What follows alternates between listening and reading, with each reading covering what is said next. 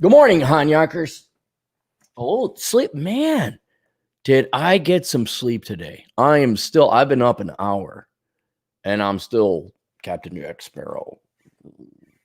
Wow. Just feel like $1,000,000. And it was one of those days where I had a day off before. And then yesterday I was like, okay, going to work out. And man, just wasn't in the body, just was not in the body. And they say at theysay.com, the authoritative everything that women pull on their husbands, because, they say on this website I read, Amy, the facial hair expert, they say this thing goes in your skin. Just where's the American Medical Association? Well, you can't trust them. See, there's they say and them. You can't trust them. Oh, no. You can't trust the CDC. You can't trust the AMA. You can't trust the AMA. And you can't, ADA, American Dental. You can't trust the APA. Now, I'll go with you on you can't trust the APA because their science is shit. See, at least you could say biophysiological health has improved. Life expectancy is going up. They're new techniques, surgical techniques, new things with the heart or whatever, new medicines. We're curing things. I could see that. The American Psychological Association just gets worse. You guys are like social workers. You just make it worse. You increase poverty. You increase misery. You increase mental pain. So there's they say and then them, and fuck them. Because those rat bastards with their doctorates who save lives. You never trust them. Oh, not them. But they say you gotta listen to your body. Now, I've had a guy I trust. He says, "Yeah, man, you gotta listen to your body." We had this discussion, and I was like real regular with my working out, and I could just never get completely ripped or completely jacked. He's like, "Yeah, you got way too much cortisol. You need." He's like, "You ever run into those dude bros back in high school or college, and all they do is party and drink, but they were like just they go to the gym, but they weren't like professional bodybuilders, but it just had to be." He's like, "Yeah, they're just relaxed. Their dad and mom paid for everything. They're totally chilled out. They're happy. They had good endorphins." It's like you've been in constant, fight or flight mode, and sirens going in emergency. Even if you did work out, your body is dealing with all this other shit that, it says like, you got to relax. I'm like, oh, okay. So like, you listen to your body. Like, you can't. And there was a time I would run 11.5 miles every day, which obviously did have a positive effect on my health. But like, no, you got to let your body rest because you're constantly recovering from the previous day. You have to relax. You have to rest. I'm like, oh, okay. I'll try and do that because they say. And then, but there's been times where it's not that I'm lazy. Everyone's perennially, forever late. You're all lazy. No one wants to go to the gym except you weirdos like Ed Lattimore. No one wants to do that. But there was just something where yesterday, and it wasn't even the heat. It wasn't the sun. And then I got back. I'm like, fuck working out. And, went to an outdoor bar restaurant on the lake, had a cigar. In this part of town, no one was wearing a mask because we're not pussies. And just enjoyed life and had a cigar. And then got home about 8:30. And I'm thinking like, well, I woke up at 8:39. I'm only been up 12 hours. I'll stay up late. I'll get some more. And I did. But I was dying come around 10:30. I don't know if I made it to 11. Give me an old man talking about, I think I went to bed at 10:48. Maybe it was 10:47. It was hard to tell. I had my milk and tea. They say you should have milk and tea. Them, don't get me started about them. Them bastards always trying to give us their scientific method concluded advice and then recommendations. I followed them one time and then I got the gout. I didn't make it to 11.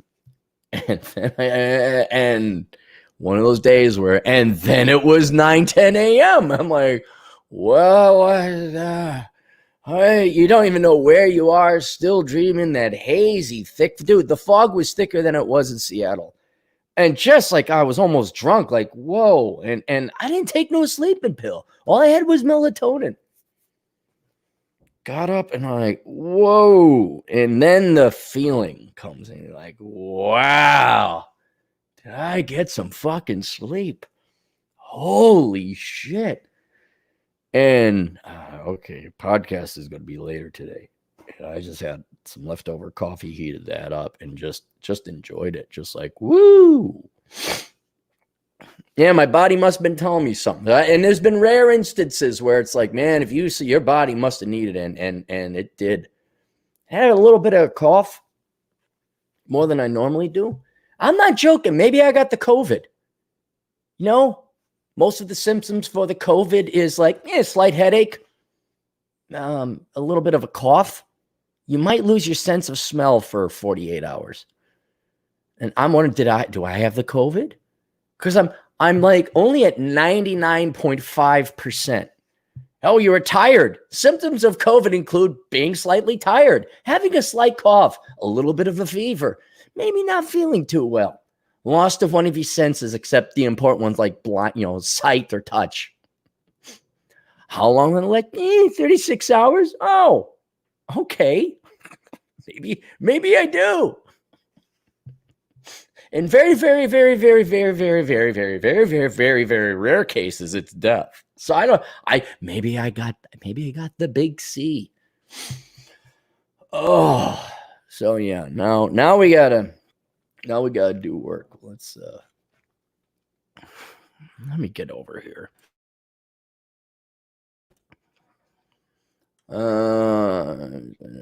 Hunter Alburn, $5. You talk about mostly the same stuff every episode, yet here we still suckers give you money. I didn't talk about sleep. I didn't talk about they and them. You guys have an option. I'm not putting a gun to anyone's head. What I love is so I got that seminar I'm doing in Vegas with the Rule Zero crowd and the Lil Putians. There's a bunch of the peanut gallery, the trolls or whatever. Like, oh, Claire, he went for the big money. Oh, here he is. Like, they're upset that I'm charging money for a seminar that I'm dare profiting off of. Oh yeah, here he goes. He's gonna be a pickup artist. Like, I'm going to make money. You don't have to attend the Vegas seminar. You don't. It's up to you. I'm not putting a gun to your head. I completely understand if it's not in your budget.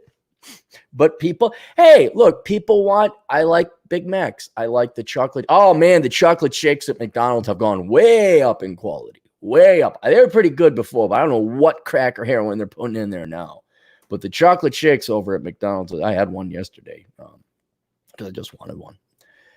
I was like, woo. Pour that, go shoot that right into the veins.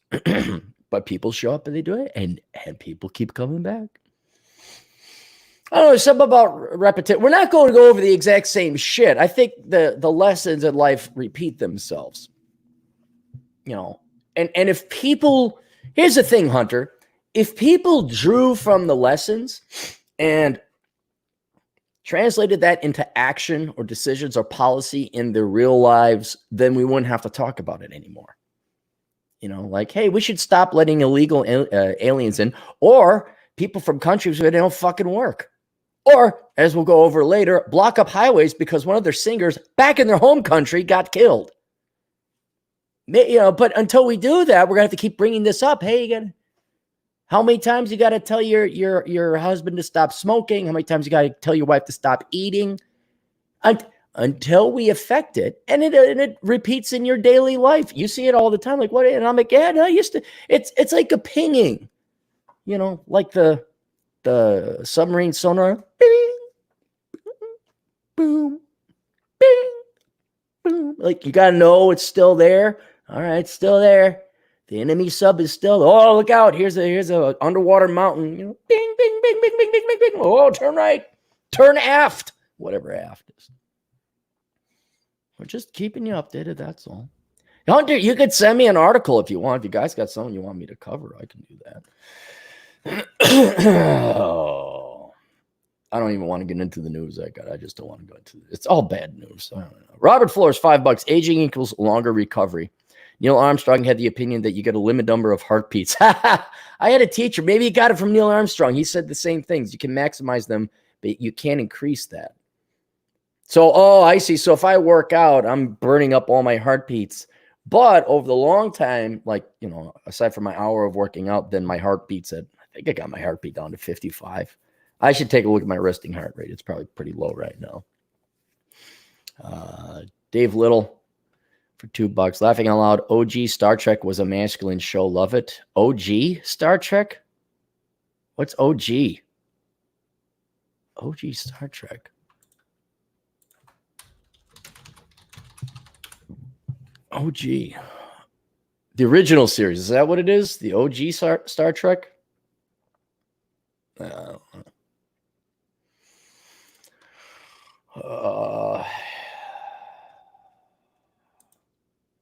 Competent man for $5. $1,000 is big money. Yeah, $1,000 is big money. Don't you think so, competent man?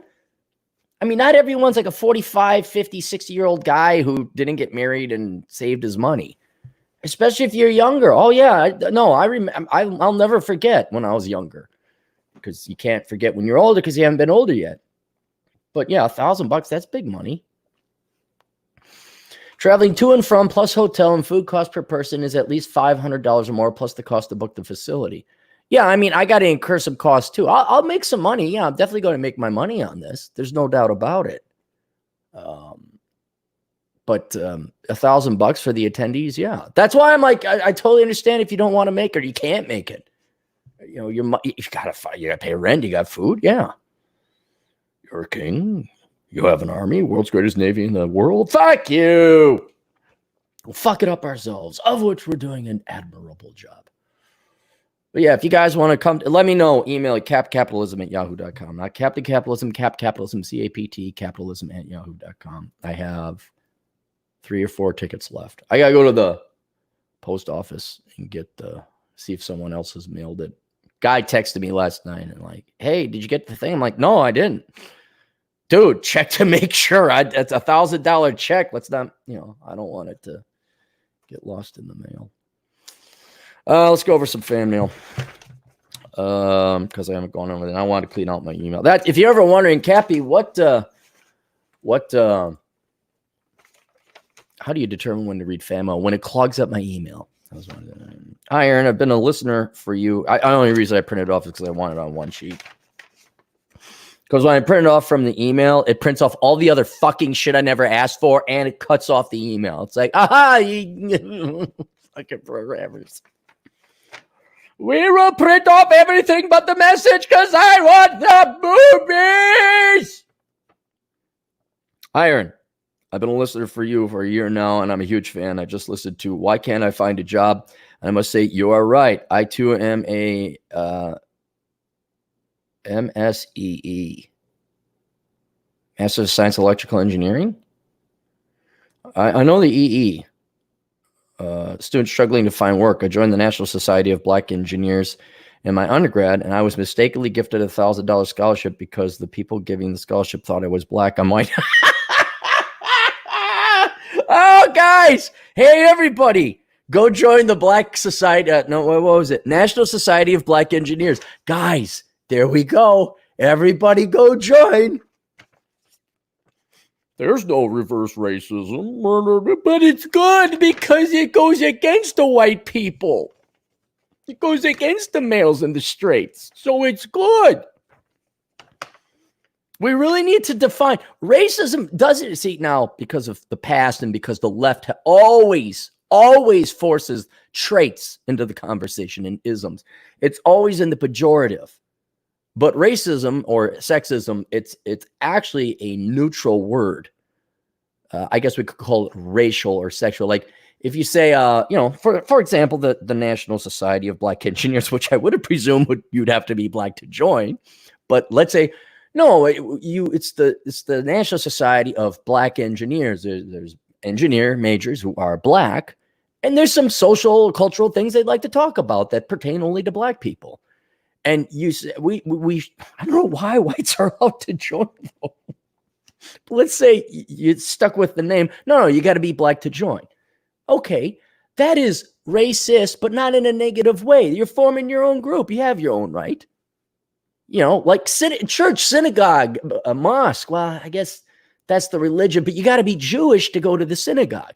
That's bigoted in some way. It's discriminatory, but not in a negative way.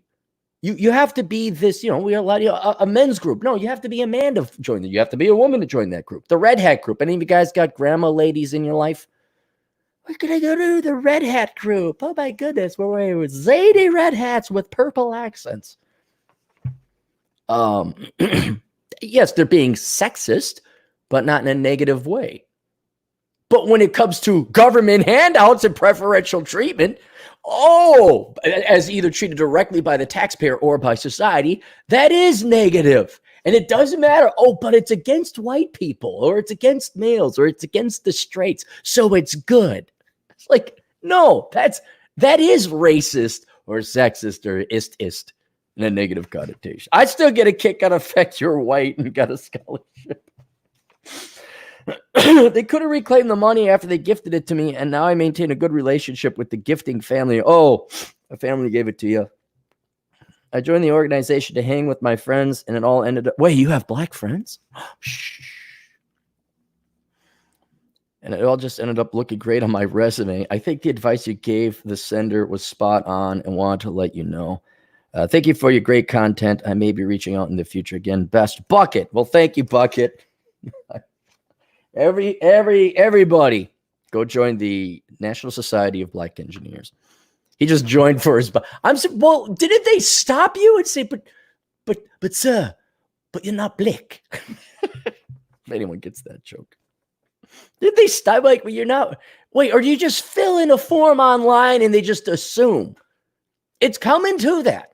And I'm not joking. After what I witnessed, I have a topic I want to talk about. But I don't want to talk about it. But after going through this experience, I'm thinking I am going to follow Turd Flinging Monkey's advice, and then I'm going to go down to the Department of Motor Vehicles and just put F on my driver's license. Yeah, I'm trans presenting male.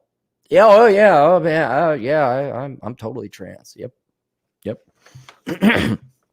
And then I'm just going to get all the preferential treatment because you got to out crazy the crazy. You got to out clown the clowns. That's what you got to do. Hi, Aaron. Hope you are well. I was wondering if you could pass this message on to the 34-year-old entertainer guy who was stressing about his family. This is the kind of left field answer, but this guy may have some kind of medical issue that is causing his anxieties. I was in the almost exact same mental state around the same age, basically from years of heavy coffee drinking and other naughty stuff causing my adrenal system to slowly start going haywire and constantly triggering the fight or flight response. I quit coffee at age 29, and within a week I became calm and my anxieties all washed away. I also supplemented 300 milligrams of magnesium amino chelate a day. Coffee and stress strips your body of magnesium, and it's powerful muscle relaxant.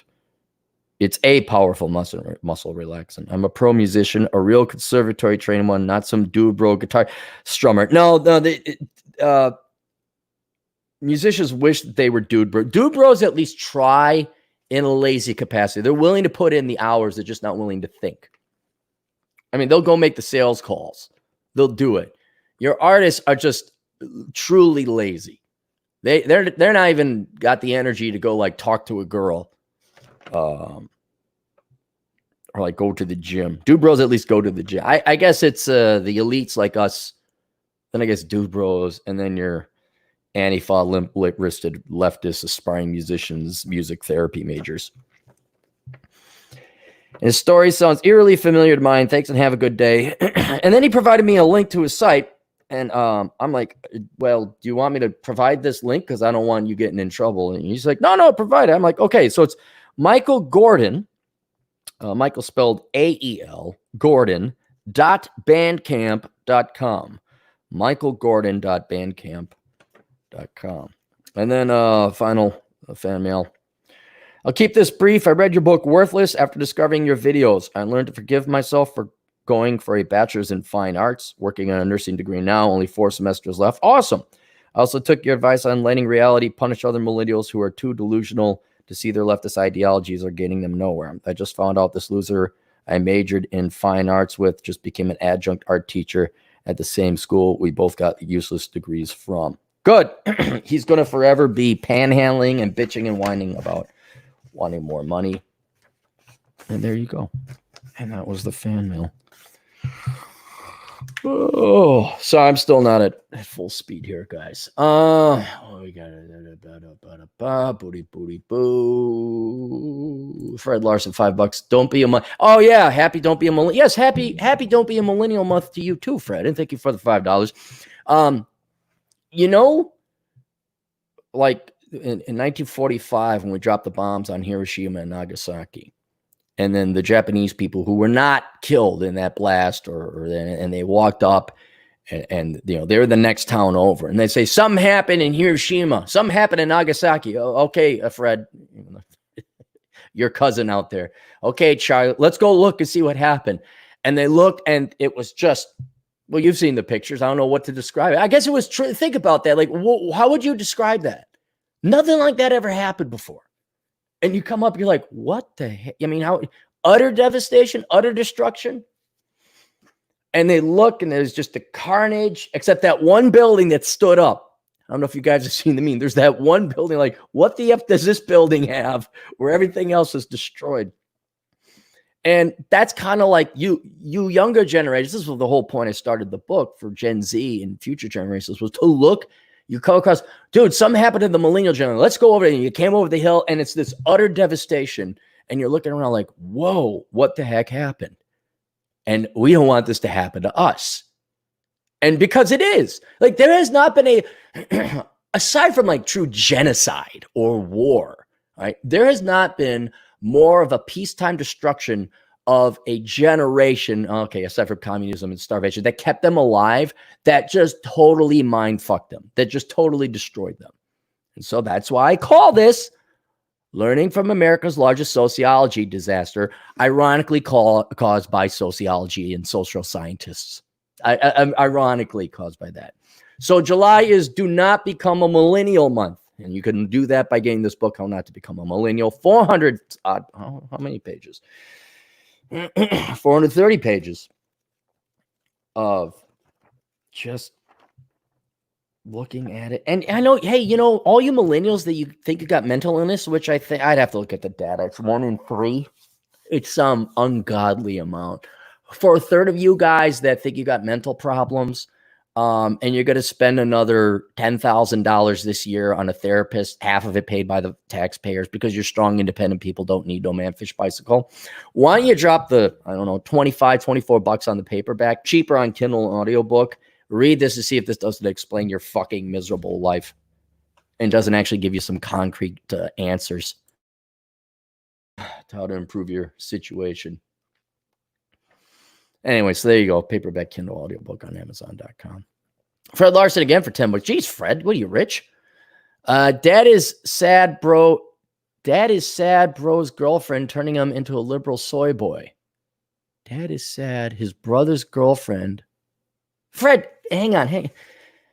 Dad is sad, brother's girlfriend turning him into a liberal soy boy. All right, so your uncle's girlfriend? Your uncle's girlfriend is turning him into a soy boy. Should I try to get dad to leave me? Oh, your dad is sad. Your dad is sad. Your dad is sad. Sounds like a Dr. Seuss article. That your brother's girlfriend is turning him into a liberal soy boy. Should I try to get my dad to leave me half my brother's share of inheritance, making me 75% and 25% to my brother? Well, we'll go have a talk with your dad. I guess so, sure. Look, if your brother is going to, it depends. I don't know. Is your brother turning into some Marxist leftist that's going to vote to make your life more horrible and increase your taxes? Then hell yeah, go for 100%. Absolutely.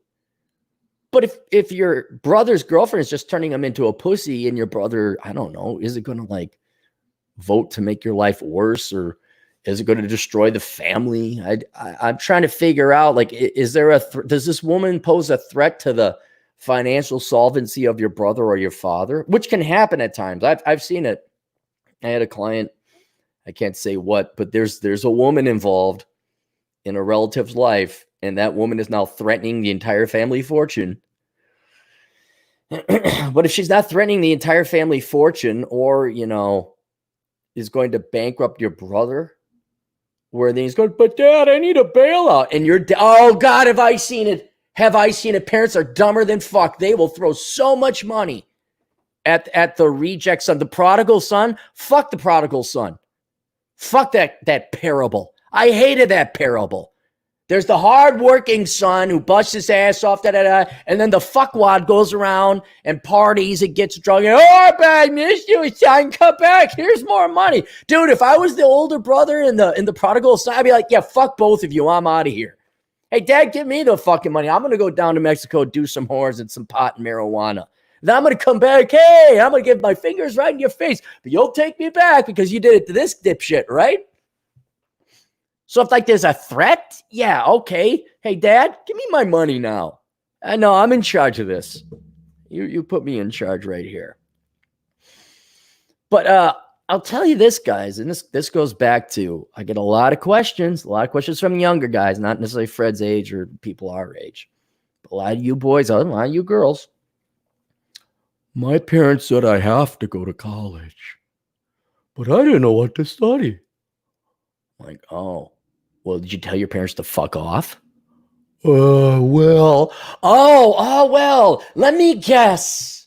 Somehow you're financially dependent on your parents, and they could tell you to stick your dick in a tree shredder, and you'd have to. Because, well, I live at home. And sure enough, well, they're kind of paying for my rent. I kind of live at home. I'm like, well, hey, Aaron, I'd like the right to vote and ride motorcycles and run around naked all day. All right, well, where do you live? North Korea? Well, I guess until you leave North Korea, you're fucked. I guess until you're done sucking off of your daddy's tit to get that sweet, sweet financial milk and free rent, I guess you're just plain fucked. I guess you got to be their bitch. And I guess you got to ruin your life going to college because your parents don't know any jack fucking better. Like, hey, you could do a good degree. I'm like, my God, when you it's not even boomers. It's Gen X now. It's old Gen X. Like, when do you people just fuck off and die? just really. No, you just repeat. You're a fucking robot. You're not even alive. Self-terminate. Is that what robots do? Huh? I was supposed to get all sad at the Mandalorian that the assassin bot sacrificed himself in the flowing thing of lava. Oh God, was that dumb? That was dumb. So I'm sorry, guys. Until you leave home, you're going to be your parents' bitch, and they're going to send you to worthless. And I didn't know what to do, so I majored in business. I don't have a job. I still live at home with my parents. What do I do? Get a fucking job and leave your parents. Well, if that takes work, I want to work. Well, I guess you're going to suck on your dad's dick some more. Huh? Always the squirming. Always looking for, is there a secret door where I just open it? Oh shit, there's $1 million and I can live on my own and then I can play my lute. And then I'm at the youtube.lootdick.org. And then I always follow yeah, there's a secret door right over there. Yeah, that's where the $1 million is. Yeah, we've been keeping it a secret. Us evil white straight males have been keeping it secret. We all knew where the secret loot door, not loot, it's the L-U-T, the loot door was. And then we got our money. And that's why Whitey makes so much more money and men make more than women. We know the secret. And even though there's unlimited supply of this money and the secret behind the stash loot door, we didn't tell anyone because why would we tell you? Even though it would benefit you. Yeah, there's like this whole life you didn't know about on easy mode. And that's what they keep asking me. Well, what do I do? And I keep answering the same fucking question. Well, I guess, Limp Dick, you're going to have to get a fucking job. Oh, Well, I want the cheat code to life. I want to know where the loot door is. This has nothing to do with your original question, Fred. I just really was tired. So I mean, Fred probably knows this already. He's no young chicken. I mean, he's not an old guy either. But do you really need your dad's inheritance? I mean, yeah, fine. If you can get it, yeah. And if your brother's going to be a dipshit, waste his money and vote leftist, if he's going to be against your interests, fuck yeah. Go get the money. Say, Dad, look, my brother's, he's going to piss it away on this girl. He's going to bail her. Dad, your money is going to go to bail her out of her social work master's degree that she doesn't use. Or she does use. It doesn't matter. It's a worthless fucking degree. So why don't you give me the money, and the money won't be pissed away on this. But you shouldn't need your dad's money. It's funny, like my folks, they're coming towards the end of their life. They're not there yet. They're thankfully in really good health. That's one good thing my parents did. They stayed in good shape. Good genetics helped too, except for that cancer thing. And I'm really proud of my parents. Not only did they get their financial act together, like, okay, here's the finances that are in the will. Okay, you're the executor or whatever, and okay, here's what it is. And dude, my dad even has a grave picked out. I'm like, geez, a little macabre, don't you think? And the headstone's there. He even showed me a picture. Look at that. I'm like, what are you going any second now? But it was great. They did all this foreplanning. And I just I press a button and it all happens. And they cleaned out their house. They did all that and everything like that. But I've never based my life on the money. I was actually shocked. I'm like, wait, there is a little bit of money here. Wait, you have money now? What's it feel like? What? The running joke, as I say, I know you kept me poor this long so that I would inherit the great Clary fortune of multiple billions of dollars. So I would manage it effectively, and soon I'll be given, that Warren Buffett guy. That's just the front. I know who really owns Berkshire Hathaway. But I was actually kind of like, oh wait, I mean, it's not a lot, but maybe I could have put it to good use. I'm going to get myself a classic Mustang, is what I'm going to do if that money ever. If they don't burn through it with medical bills. Yeah. But I've never once since 18, I'm like, there's no one is coming to save you. You are on your own. I think Fred knows that. Fred, you're not operating based on like, oh my, I'm going to inherit this money sometime soon. It's critical to my fine. Like my parents say, we're taking all the money and giving it to your brother. Fine. Bye. Okay. Well, I guess I don't get the Mustang I really don't need, huh? I guess. Okay, fine. I'm on my own. Been operating from that principle. And you have to do the same thing, guys. Going, no matter what, it's just a good policy not to be reliant on your parents as an adult. That's, I would almost say, one of the key defining definitions of being an adult. Right? But then you're not influenced or swayed or forced to do what they tell you to do, which a lot of times, don't know if you've noticed this with Gen X parents and Boomer parents, but they don't know jack fuck shit what they're doing either. This book right here has more wisdom and knowledge than pretty much the past two generations of parents ever had. Because this is the result of the past two generations of parents, resulting in the fucked up generation that the millennials are. But Dr. Spock said not to spank. Spanking's bad. And I don't want to do it. It's hard. I just want to have babies. And then they grow up and they take care of their mother. I wanted to like have some come out of my vagina because I would scratch the biological itch. And then I drop it off, it being the key thing, at the daycare. And I could become a careerist and I have grandchildren 40 years later. Why doesn't that work? Why are my children so much in debt still living at home at 30? I don't know, Boomer lady, did you raise your kids? Or did you tell them what they wanted to hear at the time they wanted to hear it? Oh, and you wonder why your daughter, who has a doctorate in education but became a flight attendant, is still living at home and can't find no man because she's fat. All right. That's enough for Fred. Sorry, Fred.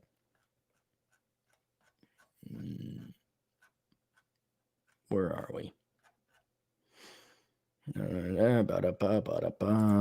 M2PG4 for $5. Would you ever sell index fund if poop really hits the fan?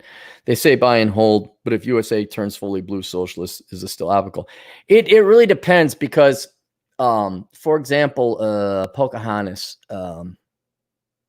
the socialist quantahaha from Harvard, Elizabeth Warren, she was going to introduce this concept that corporations would have to have an equity board and that they'd have to be managed not just for profit or the shareholders, but the interest of everyone. And that would include the environment and poor people. And if that happened, it's you'd have the assets of the productive potential, potentially productive assets, the capital, as it were, of these corporations, but they would be managed by the corporate executives, in part because corporate executives in the future are just going to become more dumb and they're not going to manage for profit. They're going to be like Patreon and whatever else. They're going to put politics first.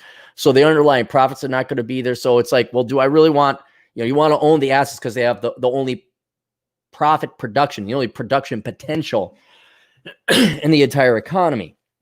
And so what ended up happening is these corporations are just going to become like the zombie corporations, the Kuretsus that Japan used to have, or the chaebols that the Koreans used to have back in the 80s and the 90s.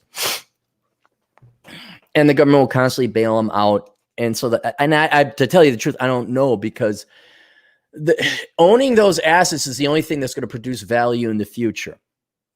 And you could argue with the government bailing them out. But if all of a sudden they start saying like, well, you don't own the assets anymore, either through regulating it away, kind of like the city of Minneapolis has done with rental property. Like, you really don't own your property anymore. You got all these rules and regulations. You have to accept Section 8 applications. They jack their property taxes way up on you, so there's no profit anymore. So yeah, okay, you own it on the deed, on the piece of paper, you own that property, but you don't get any of the benefits. So, like a house in Detroit, or now increasingly a house in the Twin Cities, no one's going to buy it because you don't get any profit from it. And then any other company that might want to buy those productive assets, and if they're smaller and can run an actual profit without being harangued by leftist regulations and politics, maybe you can invest in those smaller corporations. But if they're going to go socialist, they're going to take all the profits and all the production away. And you only have this veneer of ownership. If the poop really hits the fans, I mean, there might be this twilight period where, because we're the United States, because United States dick, because United States military, because world reserve currency, even if ownership of corporations were to go away and be turned over to the government,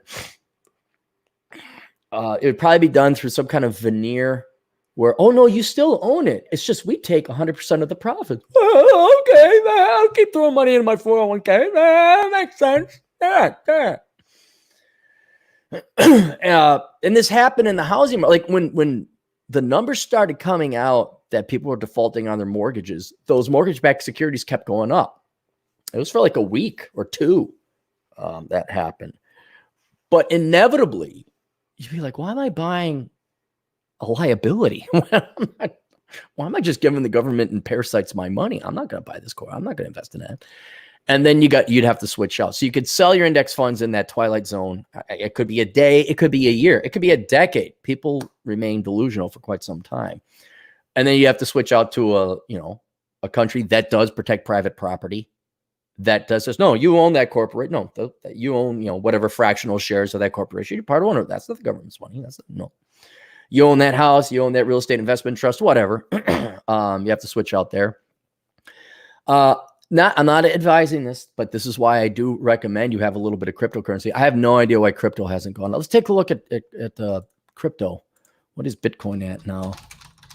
I'm surprised it didn't go up. Oh, maybe it did. 1 year, it's been hanging around 10,000. Didn't it go? Yeah, it went down to 6. Yeah, to give you the short version of it, I believe cryptocurrency is going to be the main exit strategy of wealth out of the United States. Or any Western nation that goes social. And it happened anytime there's a socialist. I think the Vietnamese did it. The East Indies. India is not a socialist country, but they're putting crackdowns on currency outflows and gold transactions. I think that will be the main conduit by which people get out, because it's like, look, okay, I got to buy in here and maybe I got to sell over there at a loss, but at least I get to keep 50% of my income or my wealth. So I'm kind of surprised cryptocurrency hasn't gone up. It recovered from 6,000, now it's at 9,000 and change. But yeah, I mean, and I'm well, how much super chats do we got left? Well, let's get through them. M2PG4, I'll tell you about my day at the coffee store and why you may want to think about cryptocurrency and why I inevitably probably will sell out of the United States. David Little for $5. Slight rant on why do liberals camp for free college. It goes back to that classic line. If everyone is super, no one is. I'm black and I gotta pay. Slight rant, why don't, if everyone is super, no one is. I suppose that's why they want free college. No, look, leftists and liberals want look, everyone wants free college. I want free college. Why would I want to pay for it? They just want other people to pay for it, so they don't want to pay. It's in their best financial interest to have college paid for.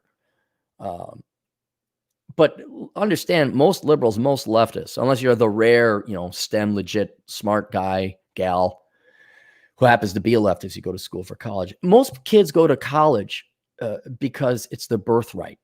It's their entitlement. They know nothing else in the world. They have nothing else in their life except to go to college. And it's not even for an education. It's a big-ass party, and it's a big-ass intellectual masturbation festival. Any idiot can go to college now and then think they're intelligent. This is where, oh my God, it's the best years of my life. Oh my goodness, I'm so smart. I'm so smart. I listen to Noam Chomsky. I'm so smart. And it's also a delayment of becoming an adult, because let's face it, if you look at their parents and they look at their parents, like, my parents are miserable. My dad is miserable. My mom is miserable. They hate each other. They don't want to rush into becoming adults. And so and they just want it to be free. And they don't want to work. That's it.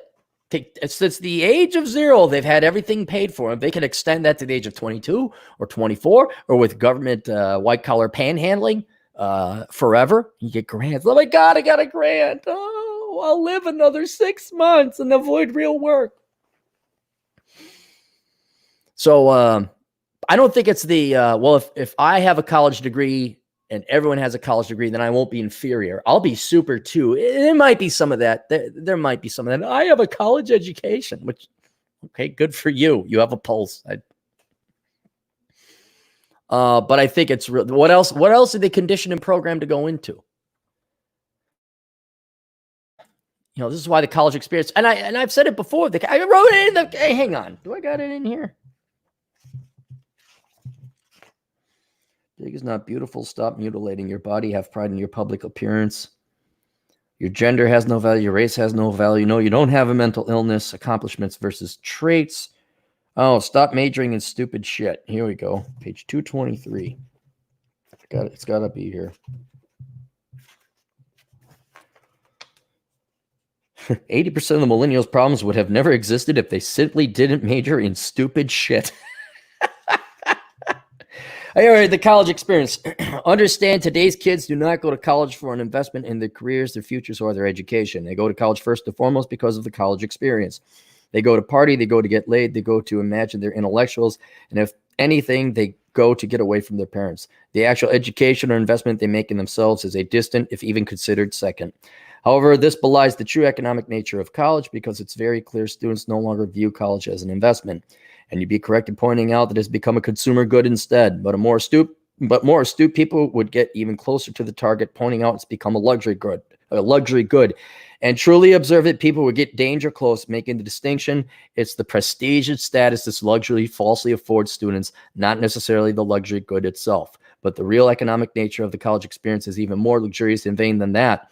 Because if you really look at how students view college today, they view it as a birthright and entitlement. And that makes the economic nature of college absolutely no different than that of a wedding. And there you go. Big, expensive, multi-$10,000 hang on. Who the fuck is texting me? Of course, Seth, and now Amy, and now we're going to log out of Facebook so it stops dinging in my ear. And we go back to work. Yeah. So I don't think it's that they have to go to college so they feel better about themselves. It's just they're sheep. They're sheep. They're just sheep, Dave. They're all sheep, and 80% of them are, because they're not majoring. What were you majoring in? Accounting? No, that's Dark Man Jeff. That's our other black accounting buddy. And Josh is in accounting too. I forgot Josh.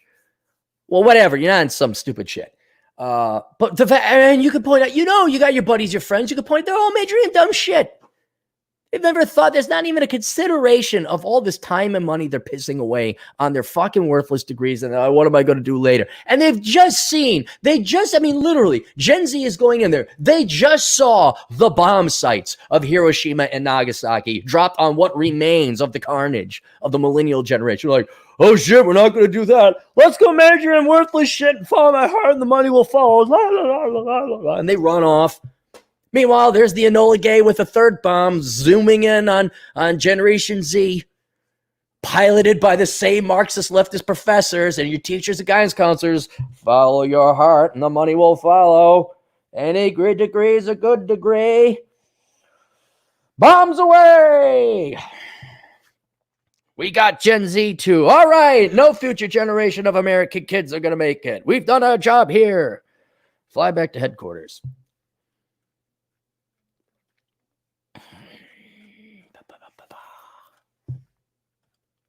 Hang on. John G for $2. Shlomo, a Somali just delivered. Enjoy the decline. What? Wait, is his name really Shlomo? What? Somali just delivered. Enjoy. Good. I hope you enjoyed the book. That's awesome. Send some pictures. I'd like to see the pictures. KSB 26, $5. Gen X is the latest generation to have grandparents with wisdom. Yeah, it's about right. All Zoomers and Millennials get is stories of how much weed Grandpa smoked at Woodstock. I know.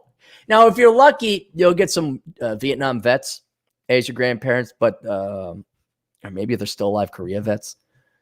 So there's still a little bit of wisdom there, but for the most part, no. You're God, and the boomers are just. You guys want some justice? You want a happy ending? You want the silver lining? I'm going to give you some silver lining. Do you remember when? What was the show? Band of Brothers came out. This is like 15 years ago, maybe even 20. And I don't know if it was the same in your neighborhood, but there was a big re-celebration of the World War II generation. What these guys, Normandy had its 60, 50th celebration, and they'd have World War II vets come out and speak at, talks and things like that. And there was like this appreciation from hey, what Tom Hanks did a big thing. So did, what's his called? Everyone's got to have her yappy dog. The director, Steven Spielberg. And they're like, hey, let's raise awareness and get the fun and appreciate. And so there was like this big send off before World War II generation guys died. And they're pretty much all dead now. But there was this great celebration of them. And I think they appreciated that. Boomers ain't got shit like that. What they got is the entire world saying, fuck you, boomer. Okay, boomer. Fuck off and die, boomer. There is no celebration. There is no send-off. Right? At least maybe World War II generation, you might have gotten a visit in the nursing home. Now, if the boomers aren't even going to get a nursing home paid for. And so, there's no well, what did you do, Dad? You smoke a lot of pot, and were you one of those idiots that voted for Mondale Ferrari? No, Ferrero? Geraldine Ferrero? Were you one of those idiots? Oh, did you vote to like just open up the borders to everybody, and now you're wondering where the grandchildren are? Were you one of them? Yeah, go fuck off. Were you the one that voted to just make all these national debts and deficits and all that? Yeah, fuck off. So yeah, there's not going to be. And who think about that? I remember that. Tell us about the war, Grandpa. Man, sometimes they didn't want to talk about the war for reasons, but others they had great stories. It wasn't even necessarily about war. It was like tricks they're playing on other people. What do you? Hey, tell us about Woodstock, Grandpa. Huh? Can you tell us about the hairy vag you saw? What was that like? How stinky were the women's armpits? What does it smell like when you're smoking cigarettes and booze and pot and you haven't shaved in 3 days and you're playing in the mud? Well, tell us about that, how heroic you were when you slayed some fat boomer pussy. Yeah, that must have been great, Grandpa. Okay, get the fuck out of here.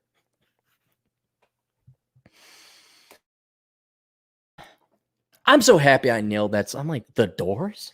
You guys fucking doing? Like, mind you, like same ones listen to Kurt Cobain. You don't understand. I'm like, no, I understand. I understand. And then they thought Will Ferrell was funny. Even Will Ferrell knew he wasn't funny, but you guys paid him. And he says, what? You want me to act like an idiot? Okay, keep giving me that money. Cannonball! Oh my God! He's so funny! Oh, you know, Will Ferrell really isn't that funny. Yeah, that's what I've been saying. Fred Larson, another $10. Thank you, Cap. No inheritance needed. I save $50,000 each year now. Just want to tell my brother, fuck you for voting left and being a terrible. Oh yeah, no, disown him. Nope, no leftists in my family. None. Nope, you're out. You're out. No leftists in my family. No leftists in my friends. Yeah, if you could schnooker the money out from them, that'd be great.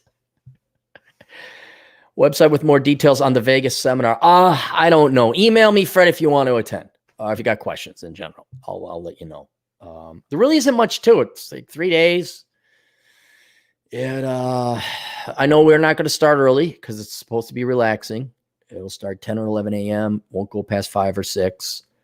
So, you know, it's only an hour each guy gets. So you're not going to be held hostage.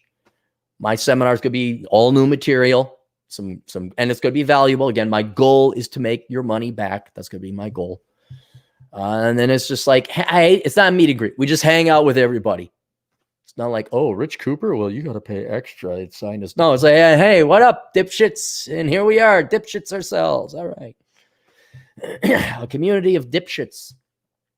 And then there's the field trips we all go on. So yeah. But email me. I don't want to go through all the details. Anthony, CMA. Why CMA? Do you have your certified managerial accountant thing? Have you listened to Human Farming? No, it is on my list. I got it right there. I could see it. I got it right there. I got to binge on a bunch of books. I got to put together another seminar that I'm going to be offering through Teachable. And, oh, by the way, fragile vaginas, yes, I'm going to charge as much fucking money as possible. All the reading, all the pearl clutching from the not really my audience, but the trolls and the fraggy vaggies. The fraggy vaggie is within my audience. Aaron's charging money. A guy with the name Asshole Consulting is charging. He's trying to make as much money as he can. Oh, what's someone think of the children? Yes, it's going to be expensive. Yes, like any other economic agent, I am trying to maximize my profit. Yes, I'm trying to get money for a septic tank. And now the increased price of lumber. Yay. Atham. Look at that. I have an announcement. I am drunk. Good old Atham. Dude, morning drinking is great. I know it means you got a problem, although Atham works night shift, so this is his evening. that happened a lot in Wyoming where people come off the night shift. You can usually tell if there's a mine because the bars open 24/7, and you'll see work trucks out there, and then people will be going into the bar. You're like, what the fuck is going on? It's 7:30. Well, they got off at 7. Morning drinking's fun. Oh, it's wonderful. Got that little hangover from the night before. What the fuck? You take yourself a swig, and you're like, oh, yeah, let's go have coffee and sit out and do nothing and play video games. Let's be worthless for the remainder of the day. So that's good. There's Atham. Craig Candor. Hey, new guy, I think. Craig, thanks for the $5. Do you think an alien mammologist might classify Homo sapiens into various breeds? Okay, an alien specialist in mammals, like somebody who studies animals. What are they called? Not botanists. What are they? Zoologist. An alien zoologist might classify Homo sapiens into various breeds within one species, like we do bear, polar grizzly, etc. I'm no zoologist. I wasn't that good at biology, but it's kind of like dogs. Like what I find amazing is dogs have an incredible range. I just saw this little mop. It's a little mop. Can't even see its feet. The fur it's like it's got a vacuum. It just goes and it moves, just hovers. That thing could technically breed with a wolf or a German Shepherd. And then you look at humans. Yeah, we got some variety. There's some variance, but we all kind of look the same. Taking aside from, the 7'3" guy or a midget or something like that. But we all, okay, you might have different skin color. You might have slightly different facial features. Your hair might be different or whatever. But we can all breed. Like you could take someone who's an Eskimo and introduce them to someone who's Australian Aboriginal. They'll be able to have kids. And so I think is that species? Because I know there's there's phylum, species, whatever. There's that rank. And I think to be the same breed or species, you have to breed with you have to be able to breed with each other. I know, can black bears breed with polar bears? Can grizzly bears breed with brown bears? I don't know. We could classify. We already do. Well, you're black. You're Meso, because you can't even say Hispanic because that's a crossbreed between Spaniards and Mesoamericans. You're Indian. You are Aboriginal. You are East Indian. So we kind of do already because it's a fact. You could visually see, oh, that person's black. This person's Asian or whatever like that.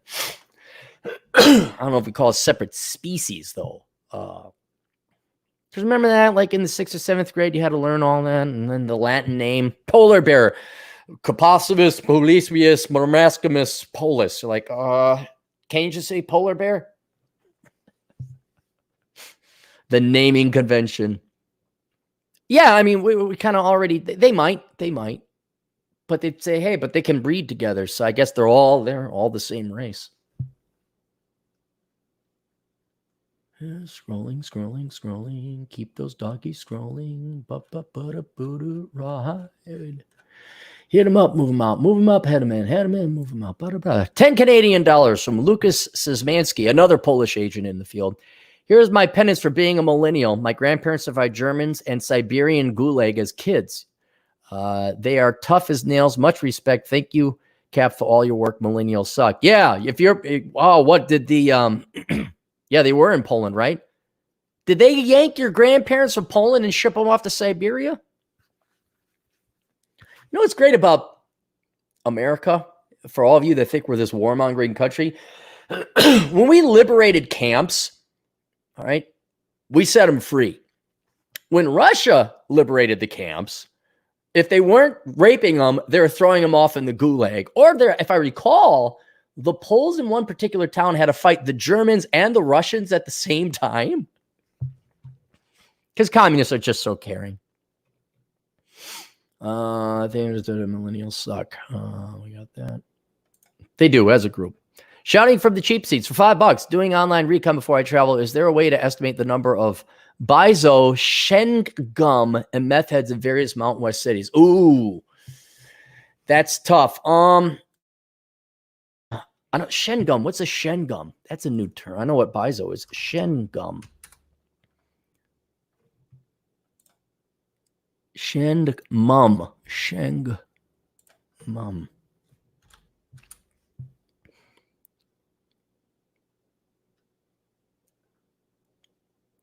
Sheng mum.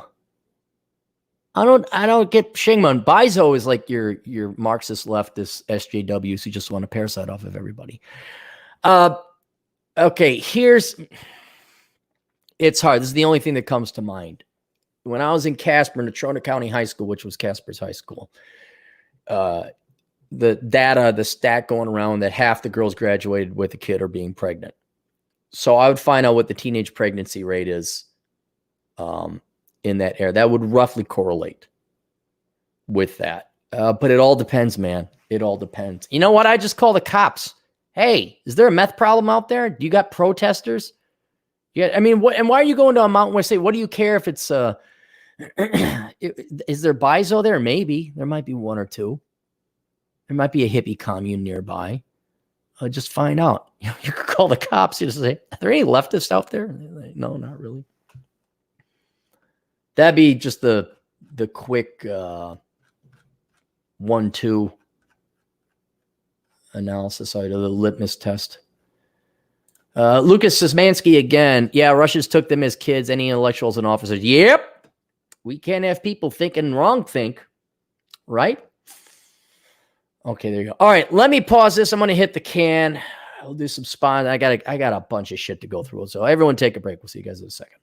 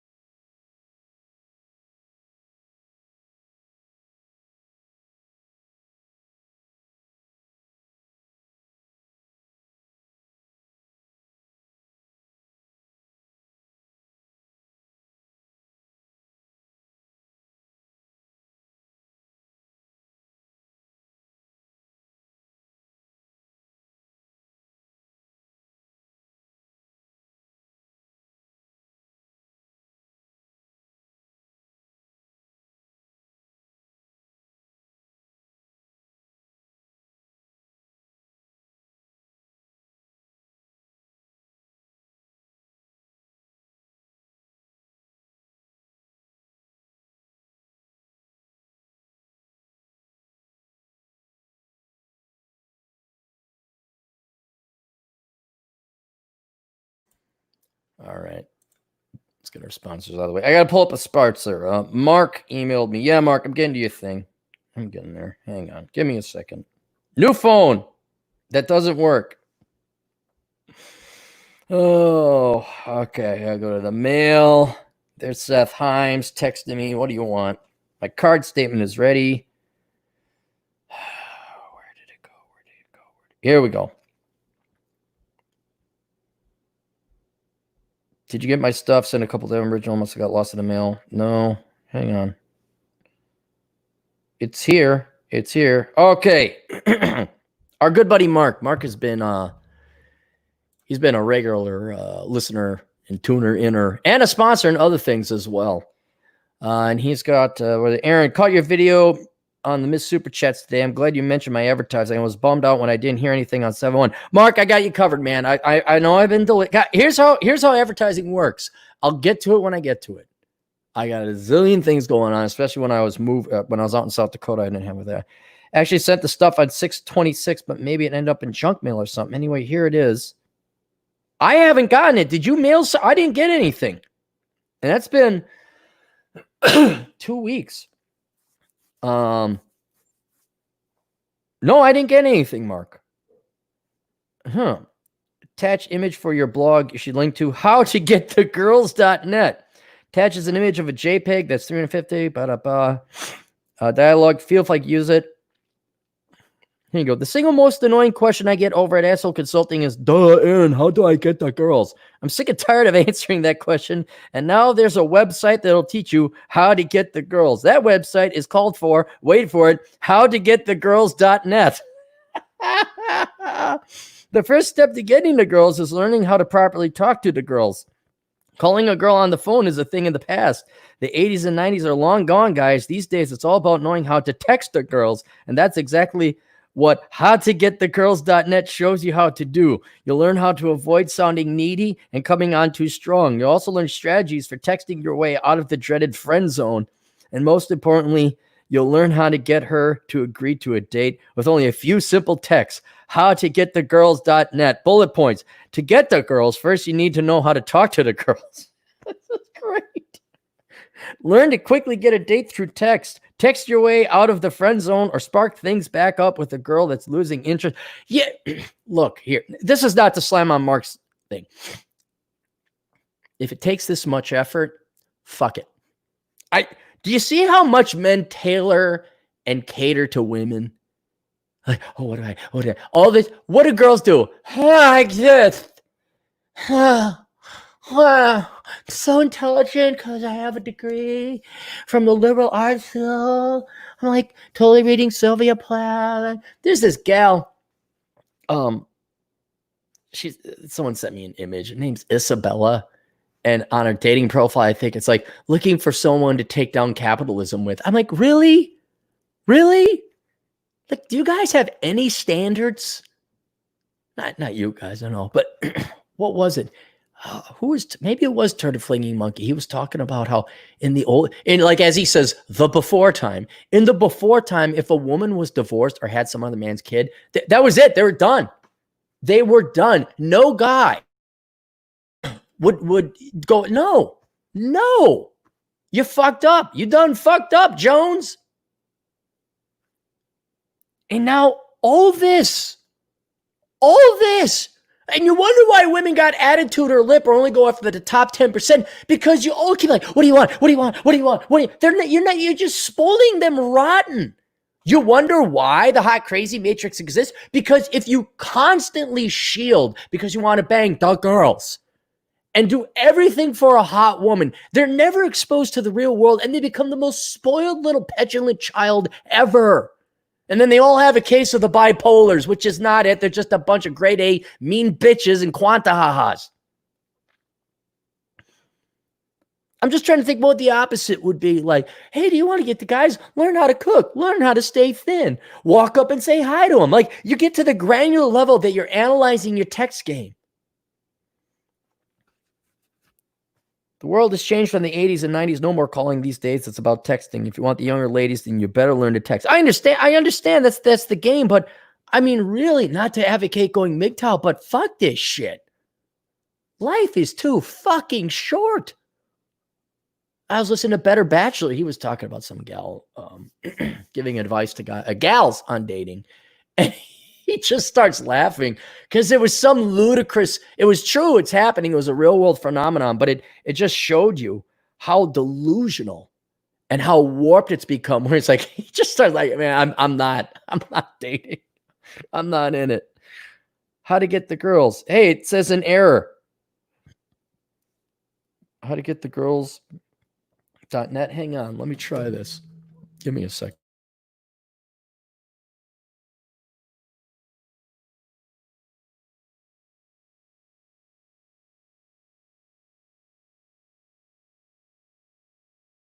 Yeah, Mark, it ain't loading up. But yeah, I'm gonna plug it. And if you sent something to me and I didn't get it, let me know. Hang on, there's another guy. I'm only using this phone because I don't want to log into my email account online because I got to send a code to Peter.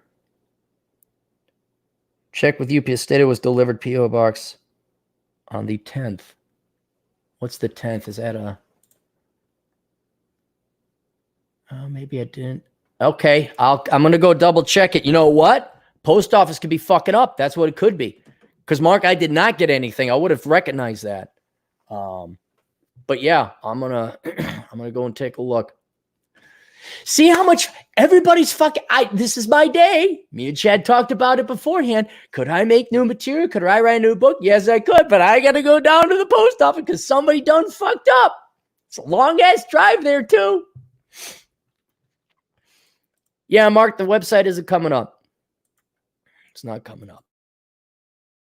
All right, what else we got for sponsors? We already talked about the Rule Zero Vegas seminar. So if you'd like to attend, email me at CAPT, C-A-P-T, capitalism, not Captain Capitalism, CAPT, C-A-P-T, capitalism at yahoo.com, $999. Should be at least 3 tickets left. Pete, if you sent the money and I don't see it and I can't find it, I'll just cancel that check. I'll refund you for the cancellation fee. and then mail me another one. What else? We have, as I'm migrating and getting backup channels, I will not have Patreon in 2 days. I'll be taking my Patreon account down in 2 days, and I've moved to Subscribestar. Subscribestar.com/Aaron Clary. Nothing new up there except for some test files. So if you want, I think I uploaded some MP3. So do not sign up for Patreon. A lot of you sign up. Oh, I got to sign up for Patreon so I can download all this stuff. No, don't worry. I'm going to upload it at Subscribestar. Not today or tomorrow. I got a lot of shit going on. But just go to Subscribestar and subscribe to me there. All proceeds, all of them. I think you give you a little goal meter where you get to see that little thermometer thing go up and ooh, it's going up. I have a $7,500 goal set for a septic tank. Some girls oh, pay up my student loans. Oh, I need a fake boob job, which has more value than most college degrees. Mine is a septic tank because Cappy liked to poo. So help Cappy poo and help get a septic tank. Then there's bitshoot.com/Aaron Clary. I do have a BitChute channel. Again, only one video up there. Once I get through all this other stuff. I do have a Discord. I don't know how it works. And Discord always logged. It always fired up. Like when I fired up my computer, it would always turn on. I'm like, hey, fuck you, Discord. I didn't want that. So now I'm really turned off by Discord, and I don't see any reason to have it. Then we have commonsensecoffee.com. The guy, that's it. Another guy. He said he was going to send me some stuff, and I never got it. Oh, I wonder if it is the post office fucking things up. There, Common Sense Coffee. I think he's a Marine. He did that. Better Bachelor. Check out Better Bachelor on YouTube. Turd-Flinging Monkey has a book out called 13 Rules Not to Be a Fucking Cuck. You could check out Turd-Flinging Monkey on BitChute, but his book, 13 Rules to Not Be a Fucking Cuck, available on paperback, Kindle, and audiobook. Nothing that any veteran listeners to the show or any elder men who know what they're doing. But if you're new to all this and you're a rookie, that's a really good introductory book. Basically on self-respect and not letting people fuck you over. And it also points out, I like some of the philosophical aspect of it, where he shows you how society is structured and geared to fuck you over. So it's good. It's I don't know if you're looking for a little bit of philosophy. You guys say, well, we keep coming back for Big Macs and chocolate shakes. Well, there you go. It's a book. Some of the same philosophies and refrains are repeated there, but if you like it, yeah, get it. It's I don't know. It's nice to hear other people think this way. What my logic has deduced is not irrational. Other people came to the same conclusion. Eric Dolaray, Investing Equanimity. If you're looking to start investing now, I recommend you get this book, read through it. Okay. It not only goes over the permanent portfolio strategy, which you could look that up. It's like investing in the index. It's a simple strategy, a quarter into cash, precious metals, stocks, and bonds. It's worked rather well. But for the philosophy wonks, this goes into why it has worked so well over the time. So if you want to learn to start investing and you want to know why, and you like economic philosophy and theory, I would get this book, Investing Equanimity. You can find that paperback, Kindle, audiobook. And we also have, where'd it go? Here it is. The Science of Mastering Women by Linda Gross. I'll put that in the chat room. If you go to that website, not the one I linked, but howdoigetthegirls.net. But then also I would probably recommend you read Linda Gross's book if you really want to get the girls. And she's gone through, it's quite exhaustive study. It's highly ranked. How many pages is it? This is not some light book. Yeah, it's got 4.7 stars. And it has 394 pages. And I've went through it, and it is a lot of math, a lot of statistics, a lot of research. Now, she is a psychologist. Yes, I do not have any faith in the psychology industry, but at least this one has numbers, and she's taken a bunch of studies, put a lot of work into this, and basically she will give you as much of a statistical advantage in terms of do this, don't. I know you all want an instruction manual. I know you all don't want to go to the gym, lift weights, and be tall. And I understand you can't be tall.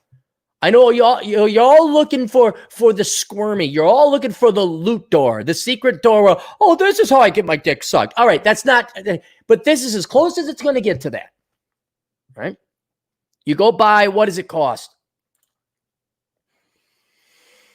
It's $20. I don't know what it is on Kindle, maybe 7 or 8. All right.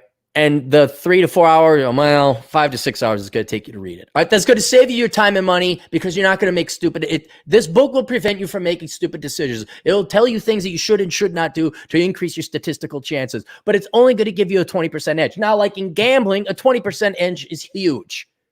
It can make you a ton of money. But you still got to show the fuck up and play, which means you still have to be in shape. You can't be a fuck. You can't be a fat ass. You have to be somewhat charming and intelligent, and you better be an accomplished man.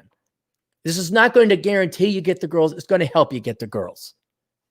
And it's also intellectually interesting to find out, oh, is that how it works? Oh, interesting. Oh, here are the numbers. I'm a numbers guy. I like numbers.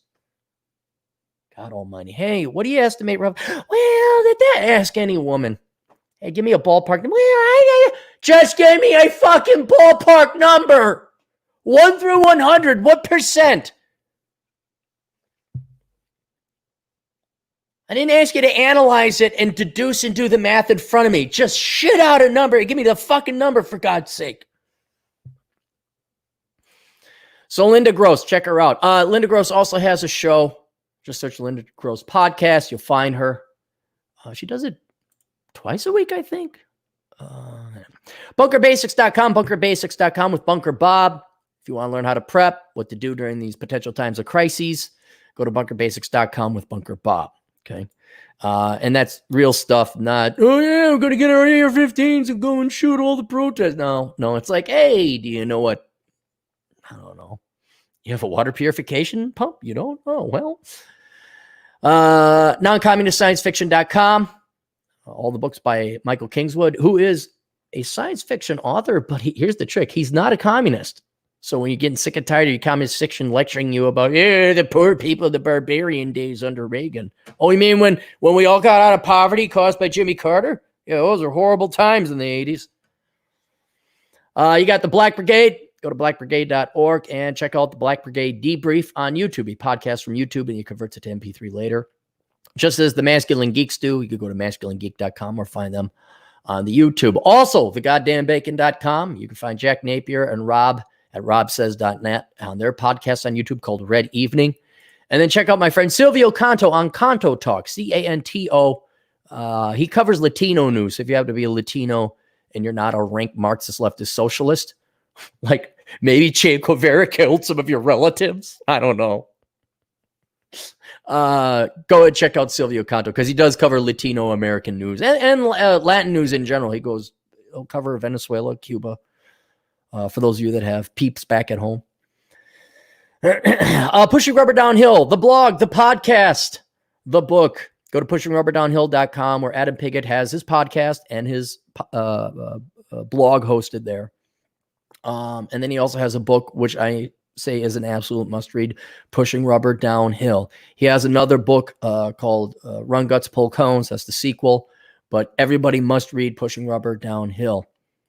You can find that by going to pushingrubberdownhill.com. Dr. David Perodin at safetyphd.com, 405media.com. Here we go. Coding school. Doors Counting School. DORS. Only one O, not two O's. It's not like not Kurt Cocaine. Who was the other dipshit that OD'd that was very marginal at music? Jim Moronson. So Jim Moronson, it's not the Doors Coding School because the code wouldn't work. It's the Doors, DORS, doorscodingschool.com. If you're looking for a cheap but effective coding school, take a look there. And Rodrigo, who runs it, he went through coding school. He's like, I could do this better. And so he just wants to offer it to you guys. Yes! Oh my God! He might try to maximize his profit. I should get a handbag with pearls on. I'll clutch it anytime. Everybody, Aaron Clary's selling things for money. Oh, we did that. Oh, academic composition. All right. School is going to be online this upcoming year. If you don't want to write your Marxist leftist papers in the liberal arts prereqs that they take and force you to spend 2 years of your life and $50,000 of your money on to employ worthless, parasitic, now millennial TAs and adjunct liberal arts professors and sociology professors, fuck them back by having Alex and his team of writing staff write your papers for you. Go to academiccomposition.com. Let them know the captain sent you. And then there you go. You pay people to write your papers so you can get on with your life and go fucking do more important shit. He's also looking for people to write papers always. So if you unfortunately majored in the liberal arts, okay, you can not really do anything with it except write more papers to keep this fucking pointless, parasitic, horrific destruction, economic machine of destruction going, where we just piss away $50,000 per student per degree in the liberal arts. And he's always looking for writers, so you can go ahead and take your worthless degree and write papers because you know how to do it. He's also looking for advertisers where you post stuff online. Neither of the jobs are fun, but they pay and you can do them from home. Go to academiccomposition.com. Contact Alex and let him know that Cappy sent you. And the books. Let's go through my books if you want to. Obviously, How Not to Become a Millennial. I'm not kidding. This is probably the best economic philosophy, political philosophy book out there. And it will help any young person if they want to read it. We also have Reconnaissance Man. I keep getting questions about where to live in the United States. Get this book. Okay? If you're looking at buying a home, get this book. If you don't have a job because you got laid off because of the coronavirus and you're wondering what to do, get this book. Paperback, Kindle, audiobook. I also have my best of books, The Best of Captain Capitalism. This is just a compilation of my best blog posts. So that way, if the Googles or the YouTubes decide to take away my blog, hey, it's still here. And then you guys got to burn these books, but it's okay because it was written by a white male who wasn't a Marxist leftist. So that's okay to burn books. You're totally not Nazis then. I also have another best of book. There's Captain Capitalism Top Shelf. There's Captain Capitalism Reserve, my latest one.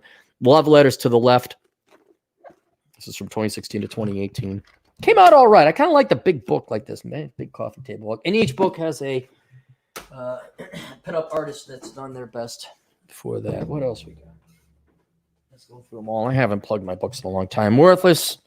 Young Person's Indispensable Guide to Choosing the Right Major. If you have a loved one, make sure they don't major in stupid stuff. Curse of the High IQ. That's for all you people. You're wondering why you can't find the girls or the guys and where all the stupid. God, I keep getting.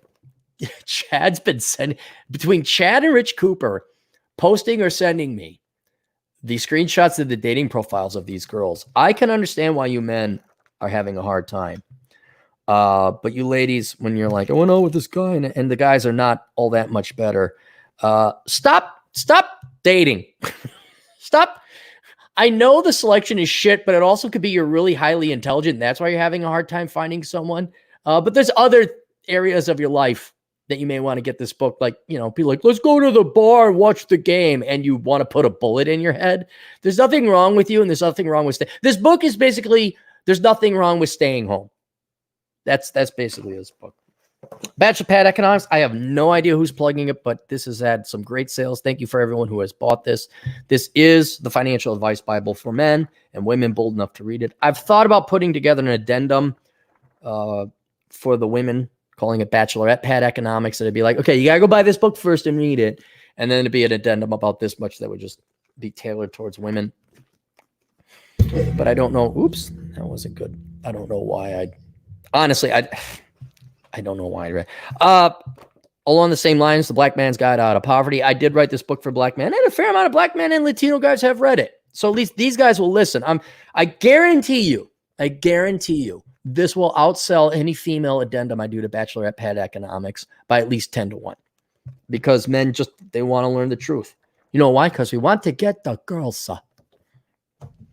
The Pence Principle, not my book, but given what's happened with Amber Heard and Johnny Depp and what else? Hey, maybe you want to not get accused of rape or sexual assault or whatever. It's a short book, guys, but this is like a vaccine.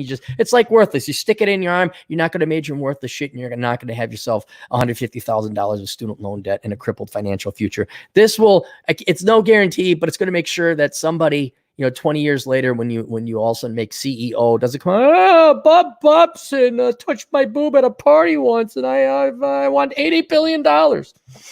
Actually, they don't go to the cops, do they? They just bring it out into the court of public opinion because a Republican might get elected. Here's one that might be germane. Enjoy the decline, except in living with the death of the United States. You guys may have heard that one. And that's it. There we go. Those are the books. There we are. I think we're done. We're done. All right. Clean up the super chats here, and maybe I'll get to the articles I wanted to read and talk about. Did I already lose it? 904. 20 Australian dollars? Civil rights. If someone mines an asteroid or a project looks like it will, would that change your opinion of holding gold as a fixed percentage of a portfolio? Well, yeah, if you pull that off. Yeah, I mean, if all of a sudden you can bring back, what was it? There was like some asteroid out there and they estimated it had like several 100,000 tons of platinum. And if they could mine it and bring it back, it would like totally tank the value of platinum. Yeah. The technology was imminent in that very day. Sure. But no, I don't think we're anywhere near close to that. And when it happens, let me know. It's not Wayland Butani yet. We're not there yet.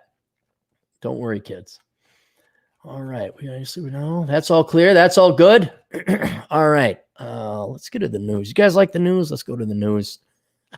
Not news, but I just saw this. Remember Peloton?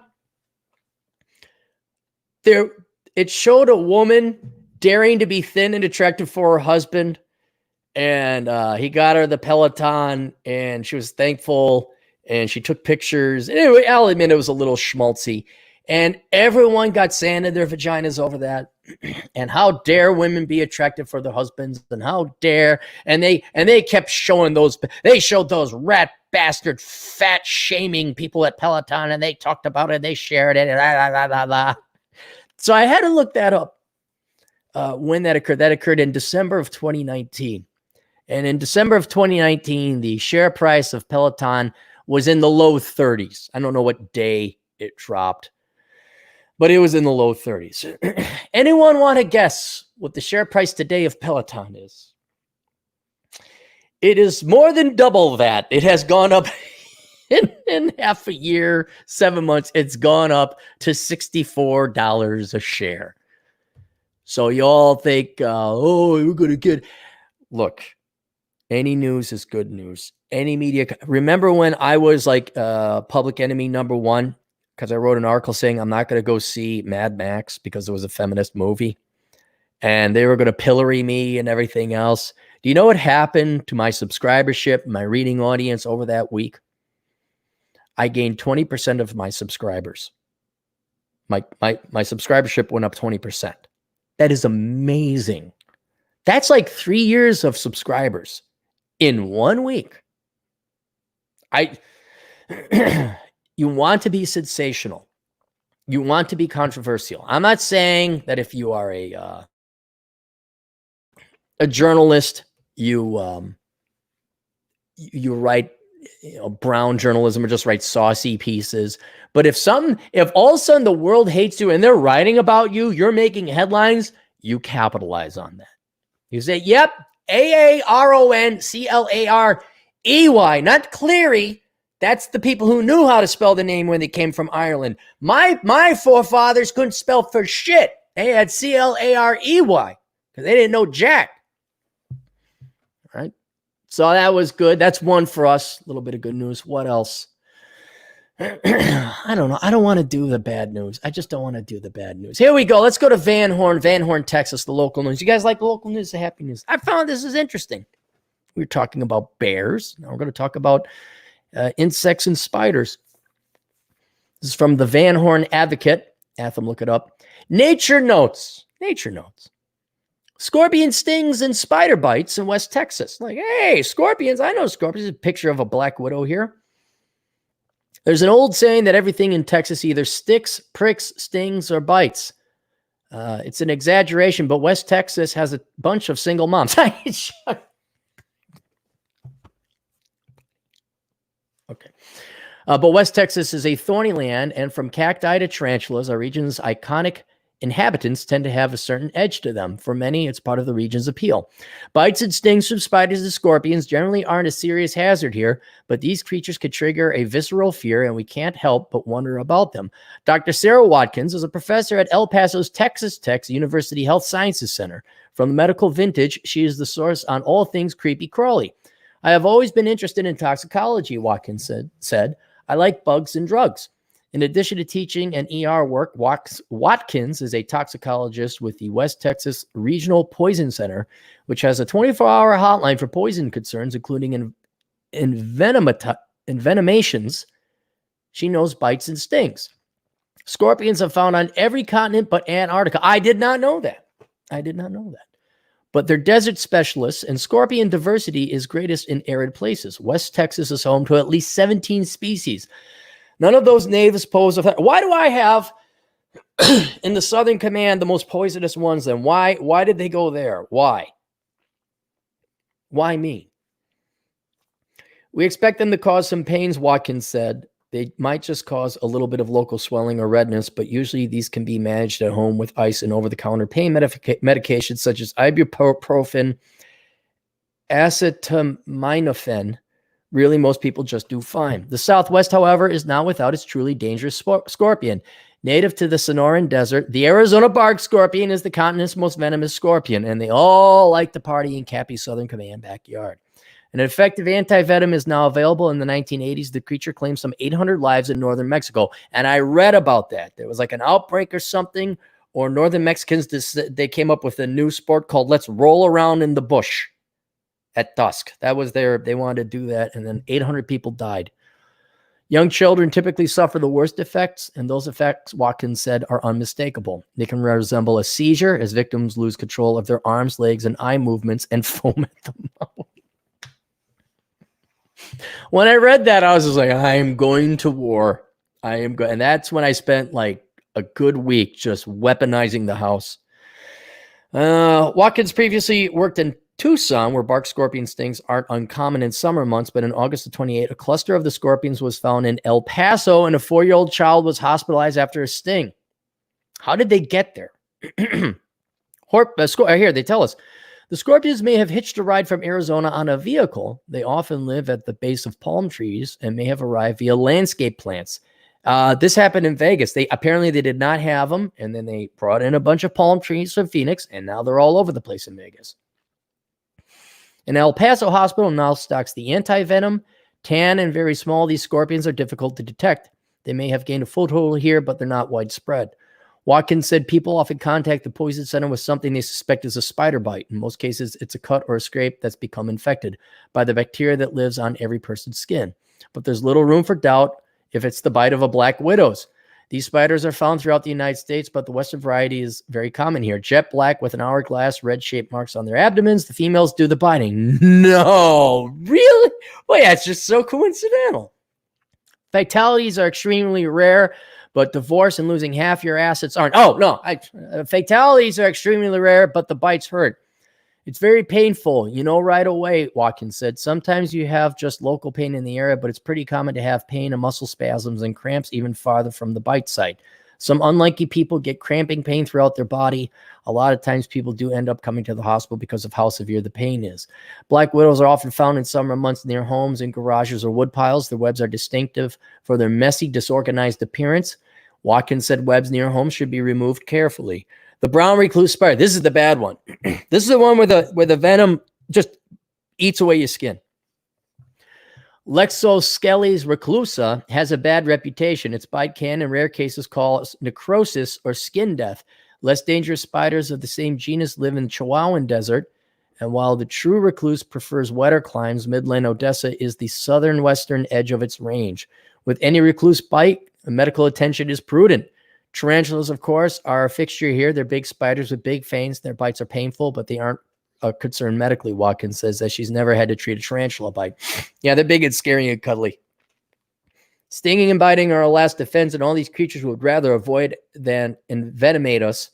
Being mindful, especially in summer months, minimizes the chances of a bad experience. Like other West Texas denizens, spiders and scorpions need to be given their space. Ba-da-ba, boo-doo-boo, boo-doo-doo. See, we learned a little bit about nature in West Texas.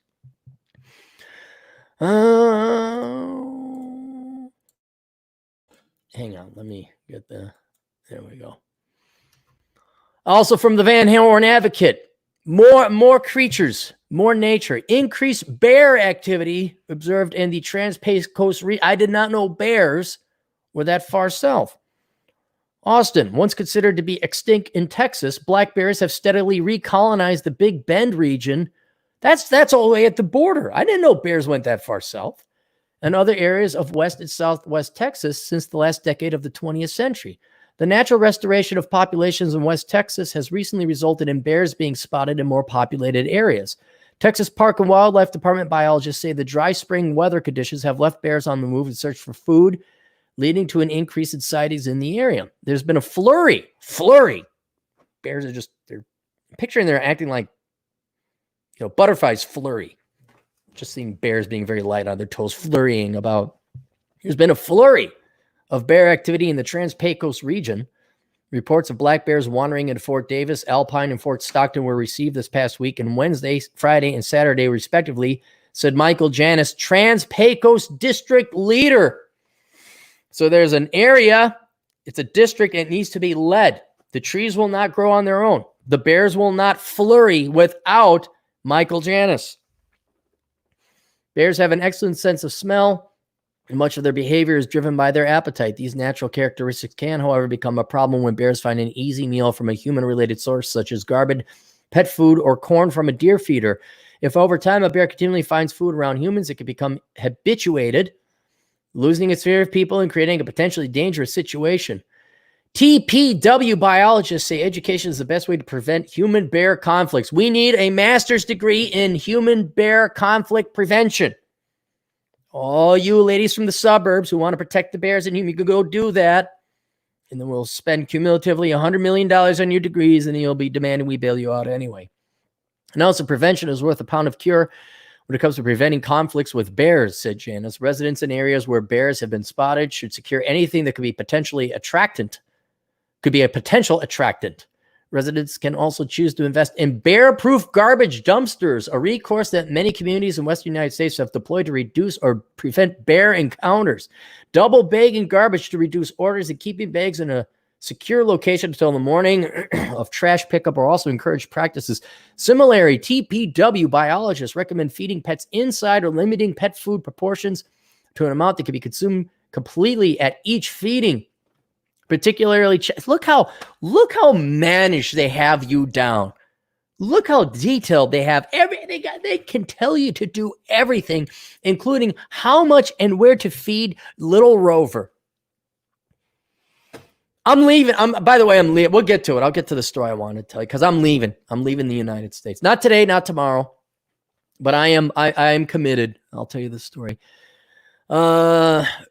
Particularly challenging to manage is the Texas culture of attracting and feeding deer. Bears are sensitive to electricity, however, so electric fences can be used to prevent bears from accessing feeders while still allowing deer to reach them because of their ability to jump the fence. Although an added cost, electric fencing can pay for itself with the prevention of lost feed and damage to a feeder.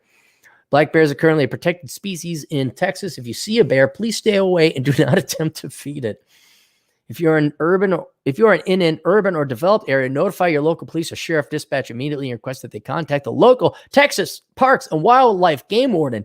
Noting the bear's side direction speed, and we have what is it? We have a black male bear, medium build, about 220 pounds, acting suspicious, casing garbage cans, speed and behavior, especially when it's feeding in town, will greatly aid authorities in determining how to respond. Bears and humans could coexist well, said Janice. The key is preventing bears from accessing human-related food sources. Booty boo, booty boo, booty boo, BDB. There we go. There we go. See?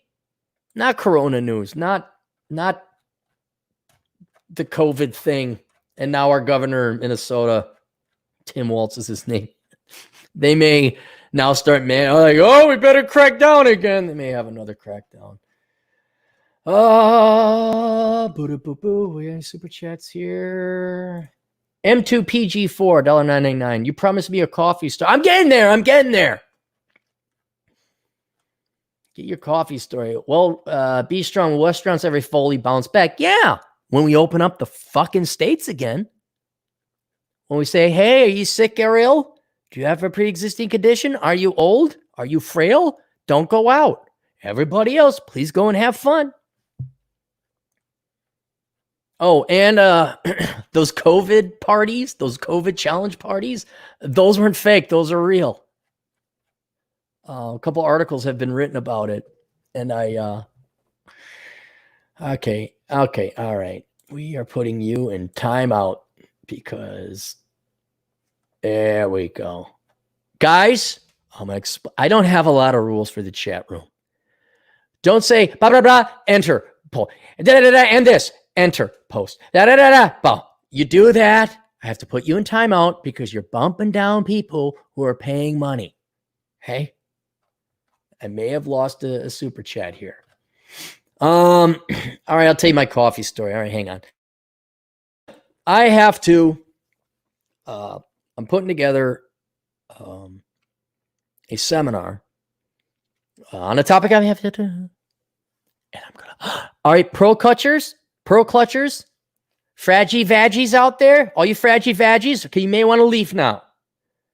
Or maybe you go get a big scoop, go out to the sandbox, get a big scoop of sand, lie on your back, open your vaginas, and be prepared to dump the sand in your vaginas.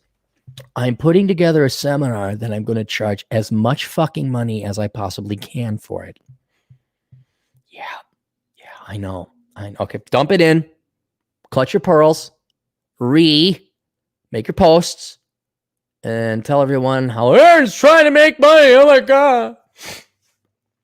And like the seminar in Vegas, you don't have to take this online class. It will be optional. I am a libertarian. You have choice and agency. You do not have to take this class. I don't know where I'm going to price it, but it is at least going to be $300, maybe closer to $600. I don't know, but it's going to be very expensive. So I put together the presentation and I should have been able to bang this thing out in a week. Haven't been able to. Had to go to South Dakota, had to dick around with a bunch of shit, had to go and switch out of Betterment and into Vanguard. I had to switch from Patreon to Subscribestar. I had to say all this petty little fucking shit. And there it sits on my to-do list where I had the outline. I slowly put together the presentation. And then, we got to go here. We got to go there. I mean, really, guys, seriously. And this is, I understand why authors do this. There was a older lady. She was an author. And I forget her name, but she had a great quote. She says, everybody will think you have more time than you do when you're trying to write a book. No one will understand. And now I know why people, and why Matt Baldoni, among other artists, go away for 2 weeks, hole themselves up in some no-name town in a very remote motel, and they get their fucking work done. Because the GF is, well, she's here, obviously she wants to spend time. And there's fun stuff we do. I mean, we did it, but if you want to get work done, dude, it's jump into the pool. It's not pull it off by a Band-Aid, because that fucking thing sits on your to-do list, which means it's sitting there drilling a hole into the back of your mind, reminding you it isn't done, and it pisses you the fuck off. So over time, put together the outline, organize my thought, put together the PowerPoint presentation. And I've been meaning for a week. It's just all this shit, man. All this shit. Hey, I'm coming over for lunch. No, I have to get this done. Oh, and then everyone takes it personal.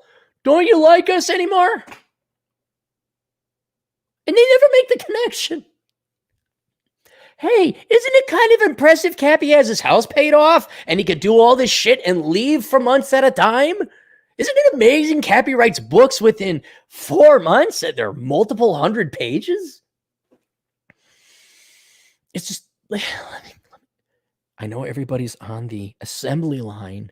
8 hours today. Then we go home and watch the boob tube TV, stuff our face with nachos, and then we wonder when we die so young. And it's like, just let me tinker. Let me get this fucking shit done. Let me build this fighter plane so I could take it the fuck out and get it done. And that's where I want to get in. I know it sounds funny. I want to get into putting back together and refurbishing old classic cars. That's what I want to do when I'm old. And I just want to sit there and work for 12 hours and get it fucking done. World doesn't operate that way. They don't care.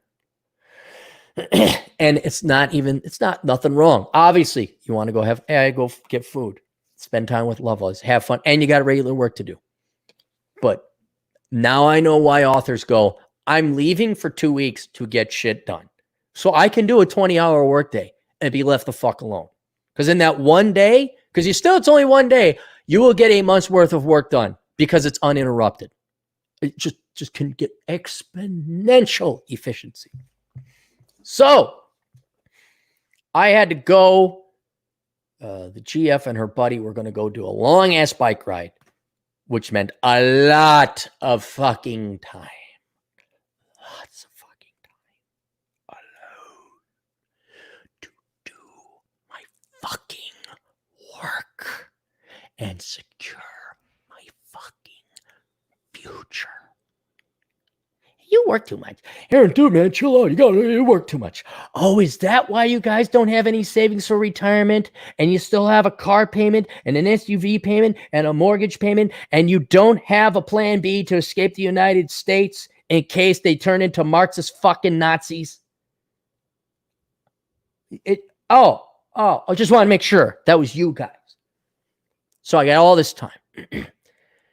And it took some time to find a coffee store that had internet and allowed you to sit and then had the thing, but I found one. And you couldn't sit inside, but you could sit outside. It was a very small coffee store. It was like one of these drive-through deals. Very small, but they still had some seating outside. No, a beautiful day out. Beautiful day out. Got my laptop fully charged, internet access. I'm just hacking away. But because of where I was sitting, and because it's so small, all the drive-through traffic is going past you, which wasn't annoying. It was fine. But I'm working, I'm going through it, and I so now know why men have dens. And if you set foot in there, he'd take a chainsaw and cut your fucking toe off, even if you were his own flesh and blood, because dad was fucking working, and don't you dare motherfucking go in there.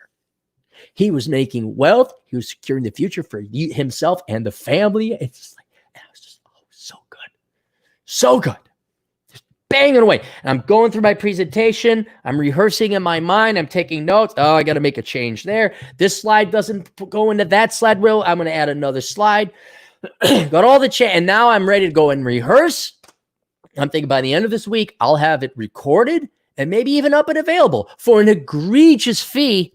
Guys, go back to the sandbox, okay? All you fraggy vaggies, I'll give you a second. No, go ahead, fraggy vag. Go to the sandbox. Grab your kids. You know the kid you have that's not yours, but your wife told you it was yours? Came out a little darker than you were. Wondering why that is? And her workout instructor's name is Tyrone. Anyway, so grab Tyrone Jr.'s plastic sand thing. Go to the sandbox and get a big scoop of sand, okay? I'll wait for you to come back.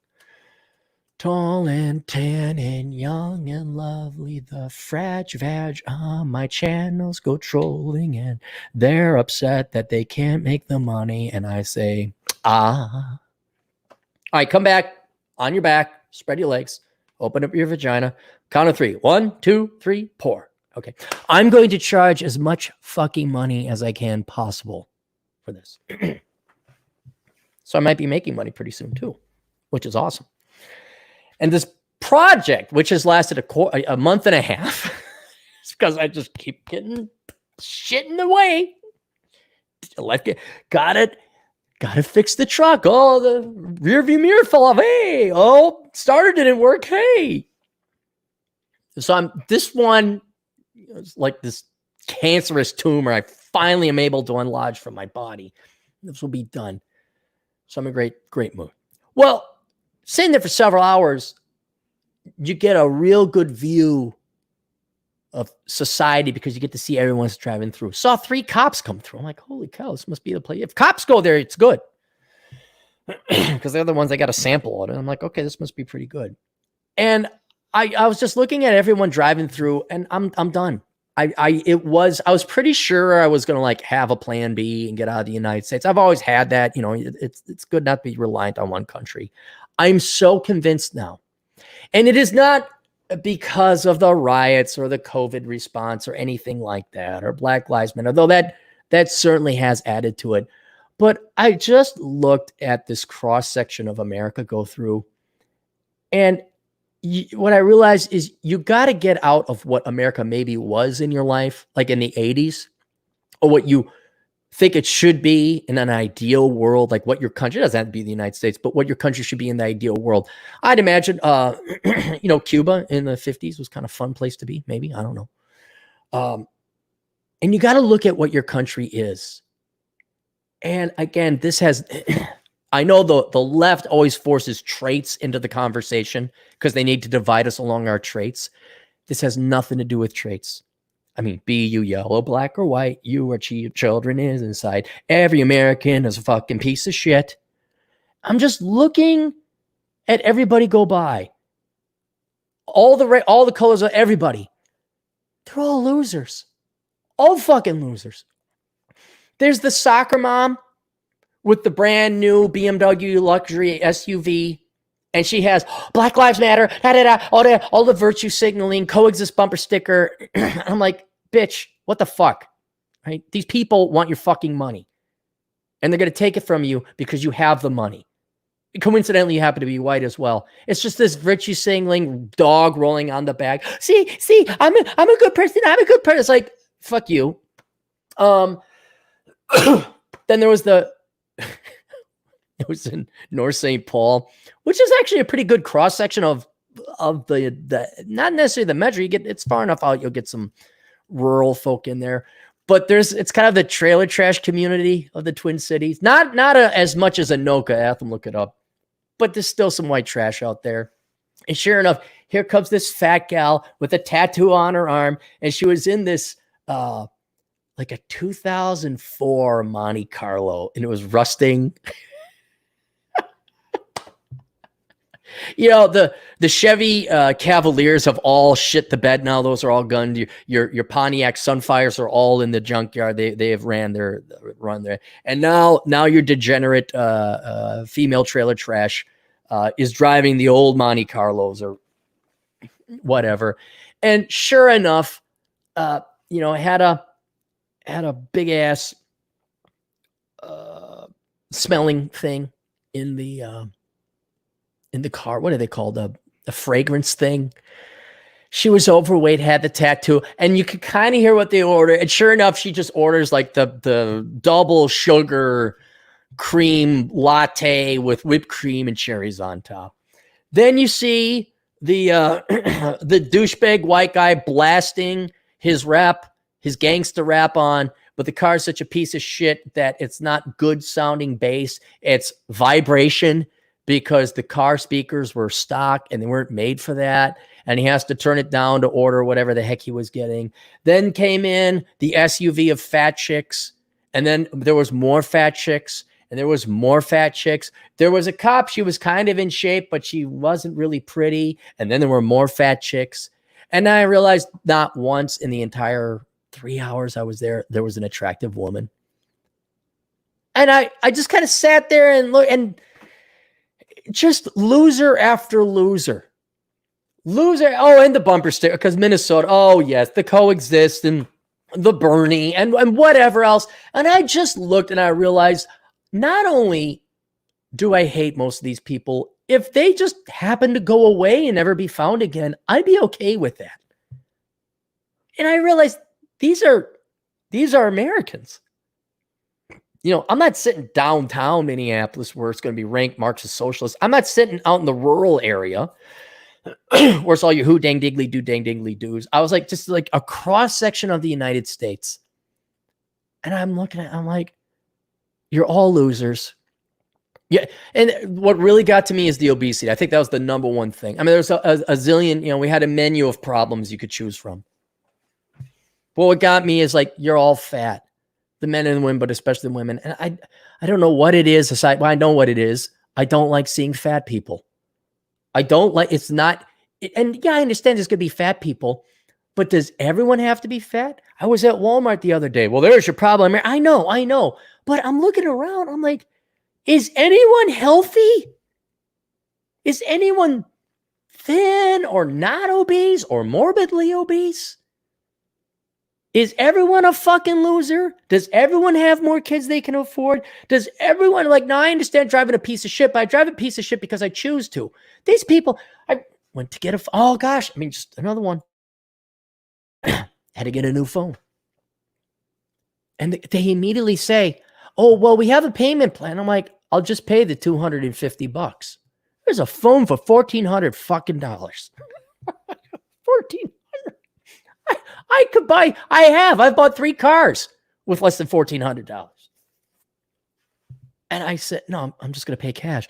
Well, they're really good, reasonable payment. I'm like, I'll just pay cash. I asked, like, how many people are like, oh, most people do. I'm like, what, 80%? She's like, yeah, about 80%. I'm like, 80% of you fuckers, you can't afford a $250 phone. So you go with the payment plan.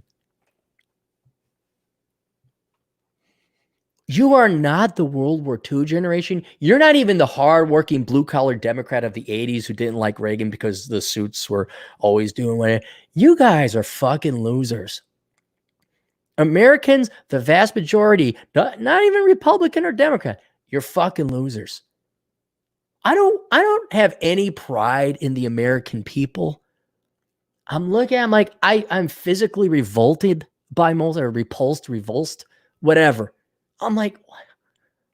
Like, it speaks to me biologically. Like, what the fuck? No, you don't. You don't need a triple chocolate latte. Why do you guys go for a walk? Why do you get outside and enjoy the day? I just, there's no, the people suck.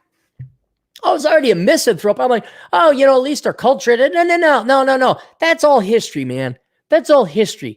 That's back sitting at the coffee store, also going to the cell phone place, going to the Walmart, going to the Perkins. I just look around. I'm like, holy shit. And you guys vote. Not only we doomed, but I'm sick and tired of hanging around you people. And one of the I was just sitting there thinking, a friend of mine was telling me about Slovenia, where the women are thin and attractive. And they dress up. And it's not even because of a sexual thing. It's like, I'm sick and tired of having to look at ugly shit, ugly architecture, ugly cars, and ugly people, and ugly fashion, ugly hair. I don't think they have the blue, pink, Frisbee disc put in ears, nose pierced over in Slovenia. I don't know. But I hired someone. I'm going to start another project. The Great and Merciful Coronachan has laid off some people, so now they're looking for jobs. And thankfully, I'm employed, and you guys have made some very many generous donations. I'm like, you know what? I might as well employ a buddy that I know who's smart enough to do this. I'm like, dude, I need you to start researching some countries, because this is what I used to do. I used to do sovereign risk analysis many, many years ago when I was young. And I don't need him to write a report. What I need is data. And I'm like, I don't have time. I'm like, what are you paid? You're paid that? Okay, cool. All right, I'm going to pay you to go research these countries. I put up a list. We got to fire it up again, but this time I'm paying somebody else so I can focus on this and make more money, get this done. And I'm going to find out plan B. And I've, probably somewhere in Central Europe. I don't know. That's why I got to do the data. Maybe out in Southeast Asia. But old Captain's going to go out there, get boots on the ground. And I'm going to find another place. And I don't know. I don't know yet. Do I just buy more cryptocurrency and transfer it? Do I rent a place out? Do I buy property? Do I invest in some kind of stock brokerage in Poland? I don't know. I'm going to find out when I have to. But and this is going to be a long adventure. This is going to be a long project.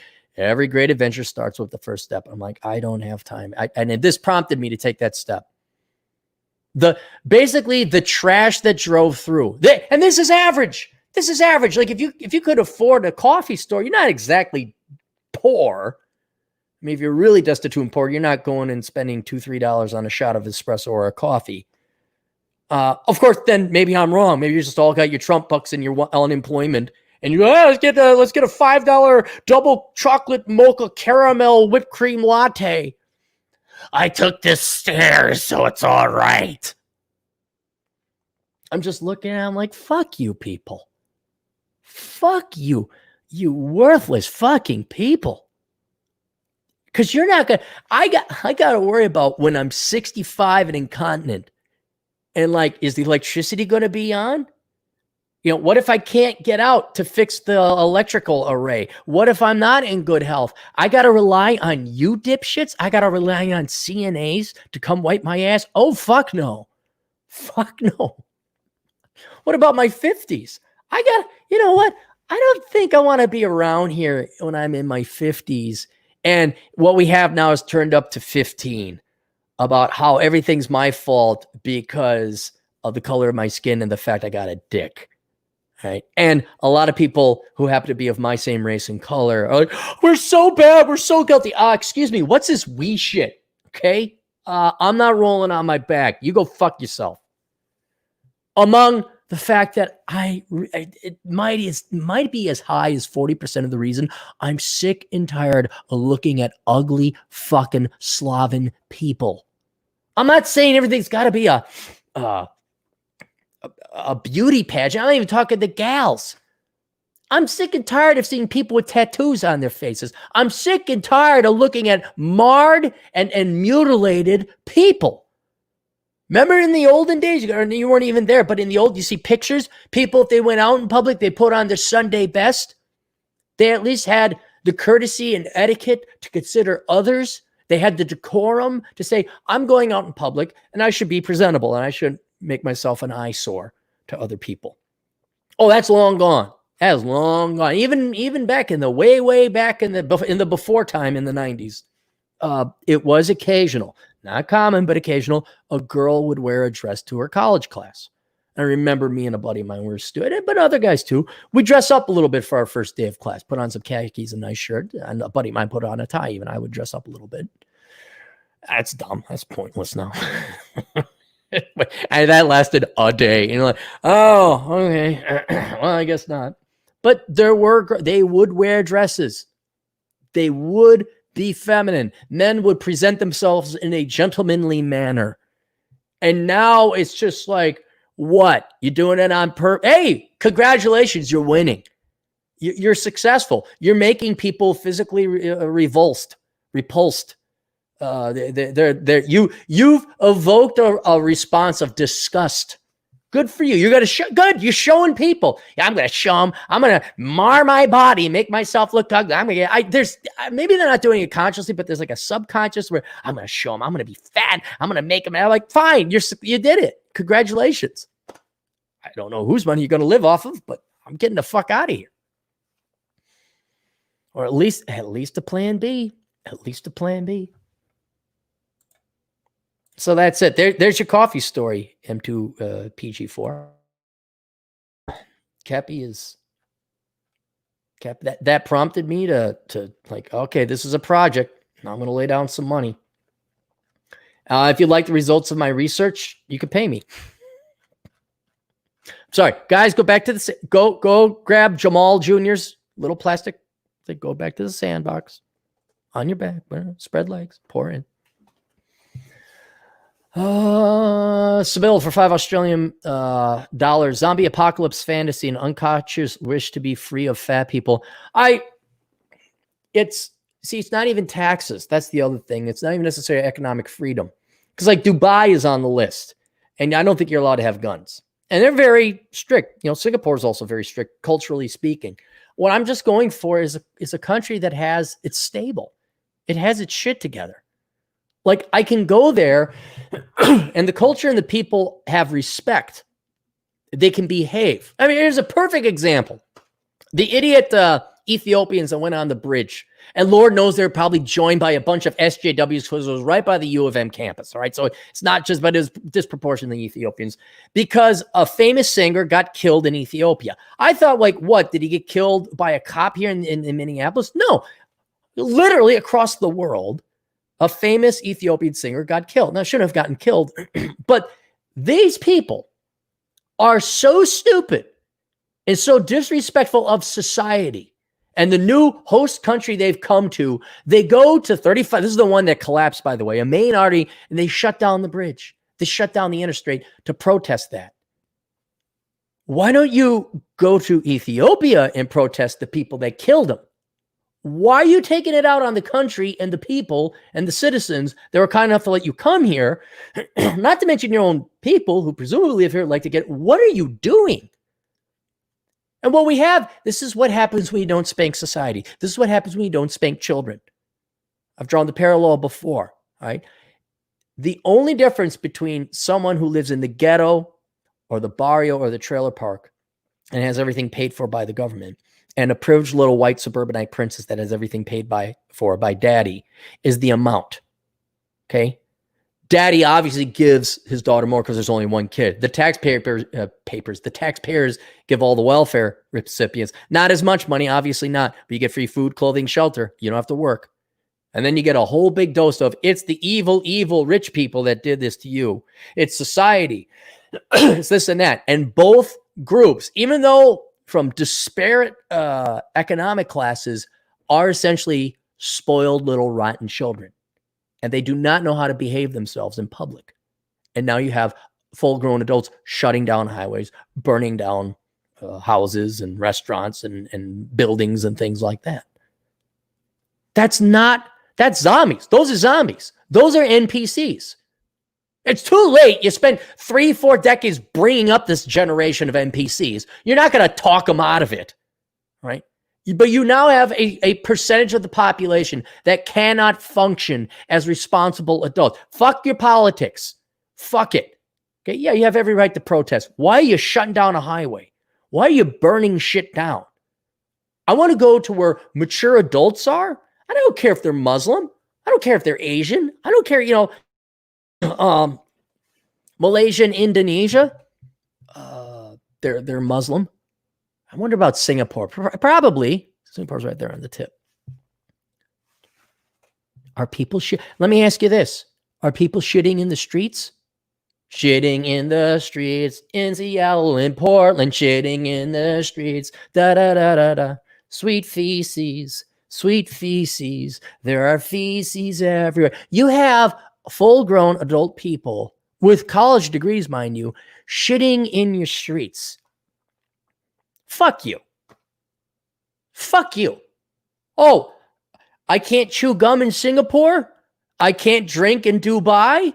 I gotta maybe pay a non-Muslim tax. I don't know if that's a thing anymore, but back in the olden days, Muslim empires, you didn't have to be Muslim, but if you weren't, you had to pay a tax. Oh, what? I got to pay you a tax? I bet you it's going to be less than what they're charging me in the United States.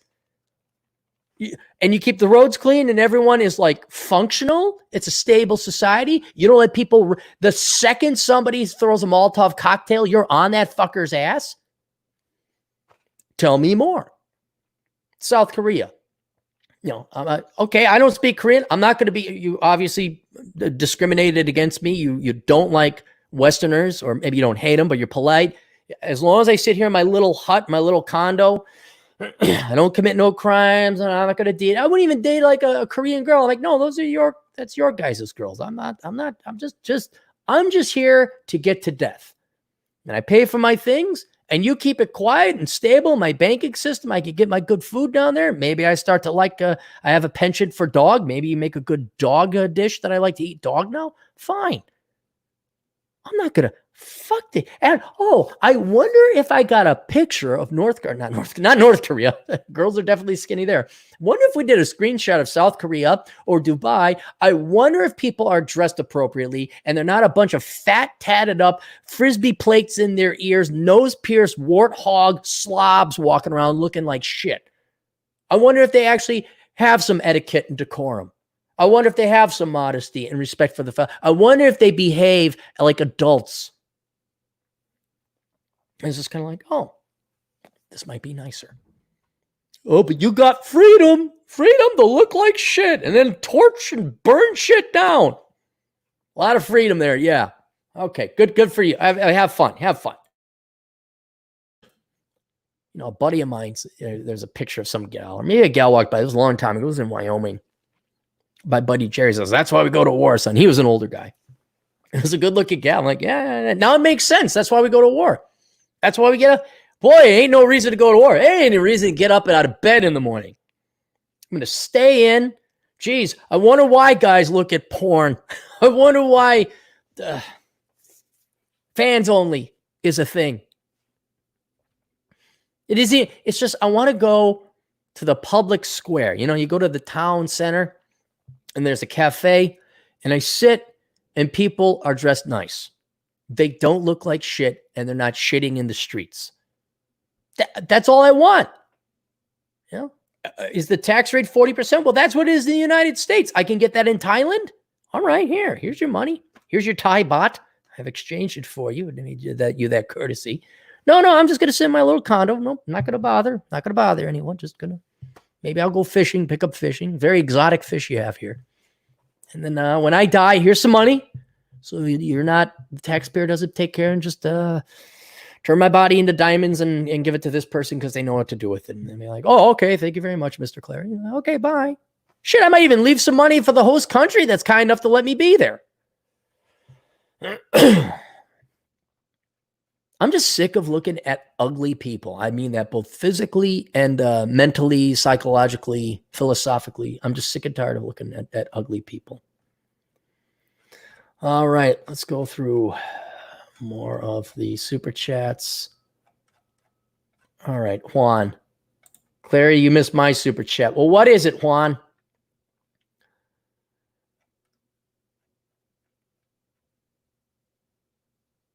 Luke. Okay, here's why I don't want to see Luke. I will not shadow ban. I'll put you in timeout. Philippines is nice too. It is. Fuck. Can't you just put that on one text? Now we missed Juan's thing. Scrolling down. Kevin McComber for $1.99. Gender studies banned in Brazil. Was it? Good. I don't blame it. Juan, put your request down here. I'll wait for it. Now we all gotta wait. We all gotta wait for Juan. Juan, go ahead, put it in. I don't know if Juan's even in the chat room anymore. Put it in the chat, I'll wait for it. Hang on, wait a minute. Wait a second. Bookmarks. I wonder if I could pull it up right here. Hang on.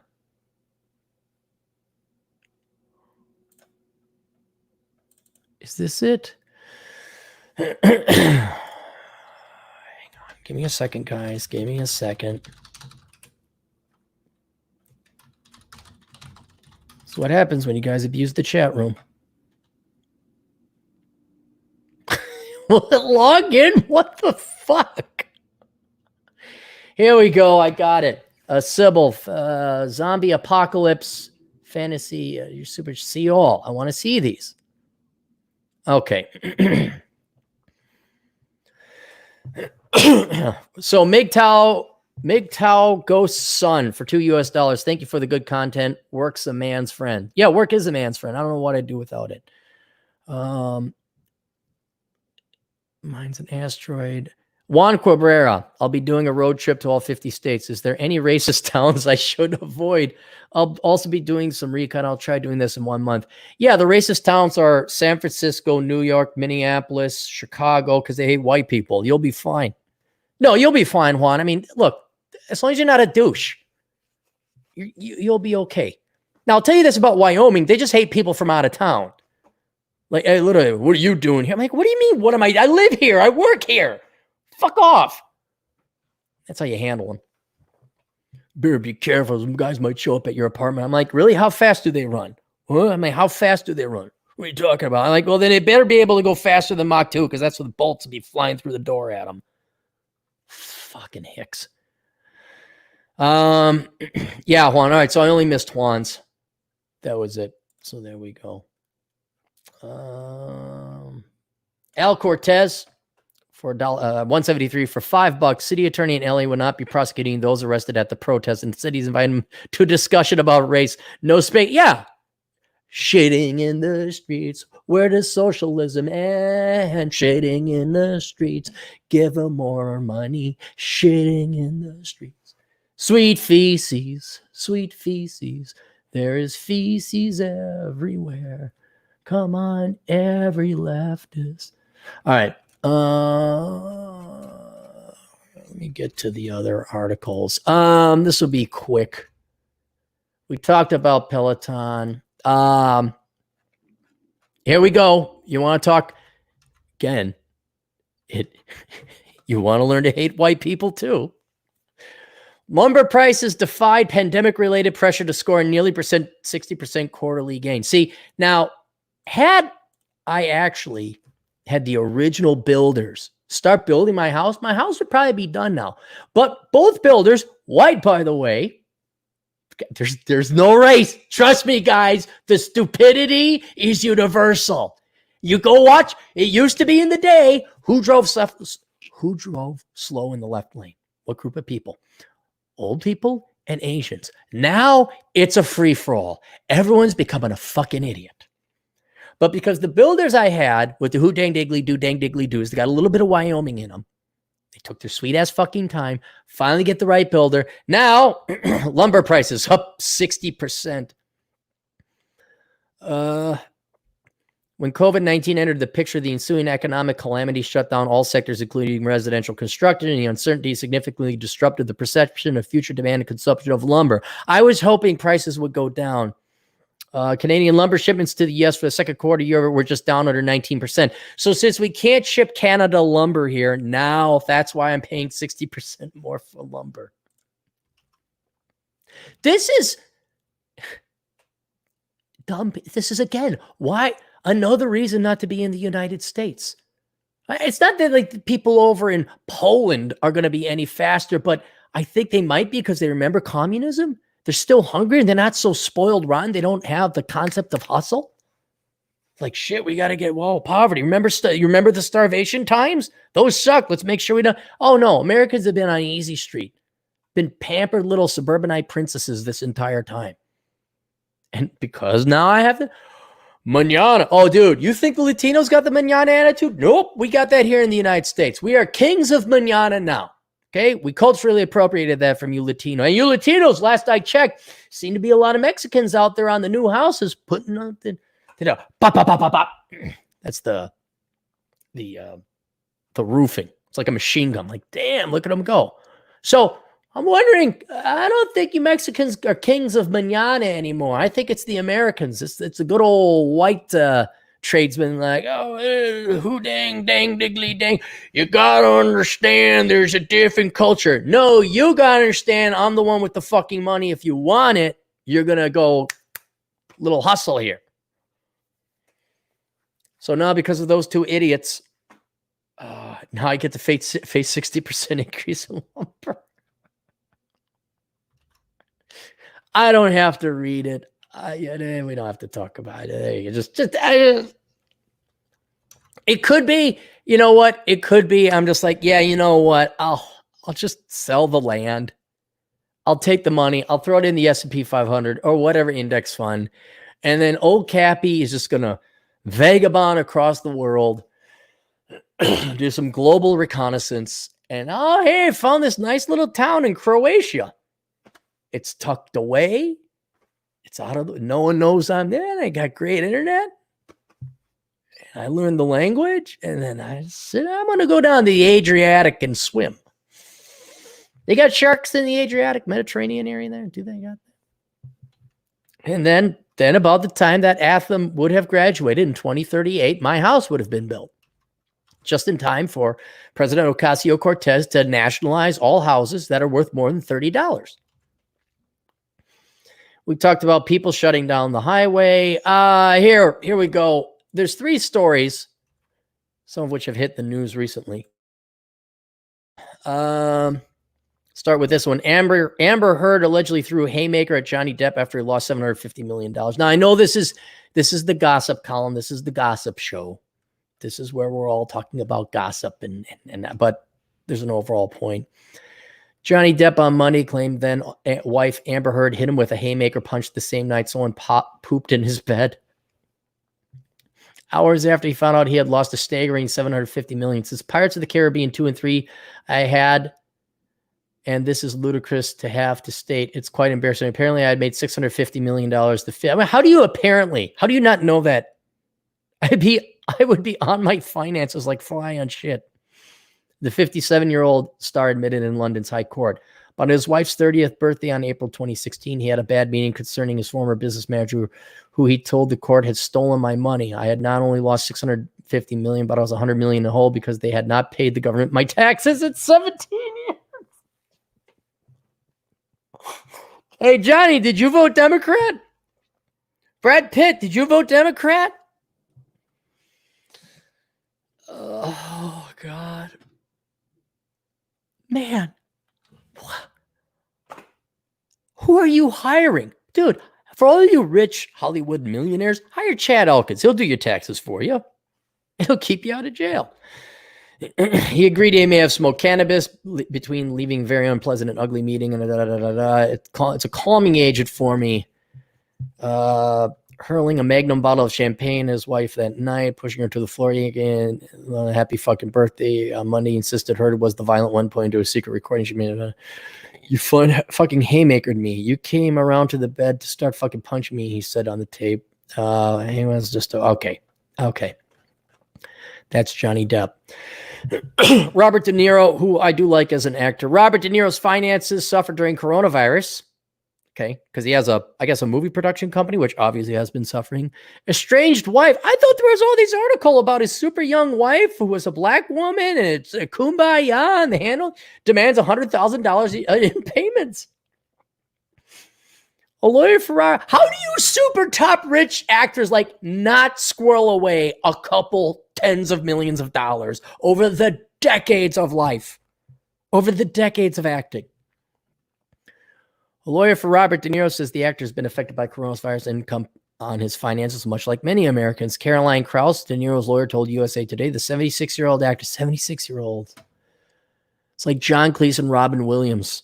Like, you got to go back on the road to do your shtick because your wife left you, took all your freaking money. You didn't save any. Not be able to work on his latest films, which remains unnamed due to the pandemic. His investments in the Greenwich Hotel and the Lux Nobu hotels and restaurants have also been negatively affected as the virus of people scale back. I thought he had a production company or something. The reduced income was primarily a reason why De Niro cut his ex-wife's monthly spending limit to $50,000. $50,000 a month.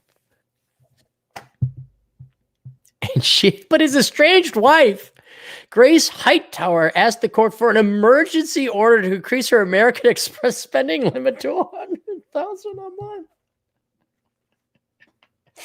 You know what your goal is to do, guys? It's not to become rich or famous. It's just to find that quiet. Again, we all want to be that wise Japanese samurai who is just tending to his bonsai tree out in the garden and you just want peace and serenity and calm and quiet. A prenuptial agreement signed by Hightower and De Niro in 2004 states that De Niro is to pay Hightower $1 million per year as long as his salary amounts to at least $15 million each year. One report noted that Krauss said De Niro has had to borrow money from business partners and will be lucky if he makes $7.5 million this year. Hightower's lawyer, Kevin McDonough, said that De Niro has used the COVID pandemic to stick it to his wife financially. What do you mean used it? Do you think it kind of has affected him? Not a believer that a man who has admitted worth of $500 million makes $30 million a year. All of a sudden in March needs to cut down spousal support. Judge ruled the credit limit will remain at $50,000, but ordered De Niro to pay $75,000 lump tower so Hightower could find a summer home for her and her two children. Married in 97, separated in 99, renewed the vows in 2004. Oh my God. They share two children, an 8-year-old daughter, a 22-year-old son. Well, why isn't the 22-year-old son living on his own? Split again in 2018 after 20 years of marriage, are currently amidst a divorce. He's got 2 children with another son. Oh God, guys, just get a vasectomy. Just get a vasectomy. Just get a vasectomy. Do you really want to have kids? And this is making the round. Jada Pinkett Smith and Will Smith confirm her involvement with August Alsina. Couple came back together Friday's Red Talk show. According to Superstar couple, they were going through a very difficult time and had broken up when Pinkett Smith, hyphenated name, by the way, started a romantic relationship with 27-year-old singer. During their Red Table Talk chat, Smith pushed his wife to be clear about what her relationship had been with Alsina. I got into an entanglement. It's never their fault. Just I was walking around in tentacles. I got entangled with a dick.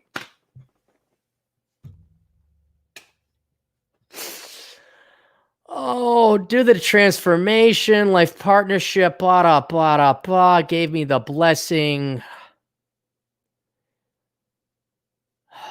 Actress, 51-year-old husband. Is this the guy? He's got a do-rag on the side. He's cool looking because he's got a do-rag on the side. We don't have to go through it. It's slop. It's just slop.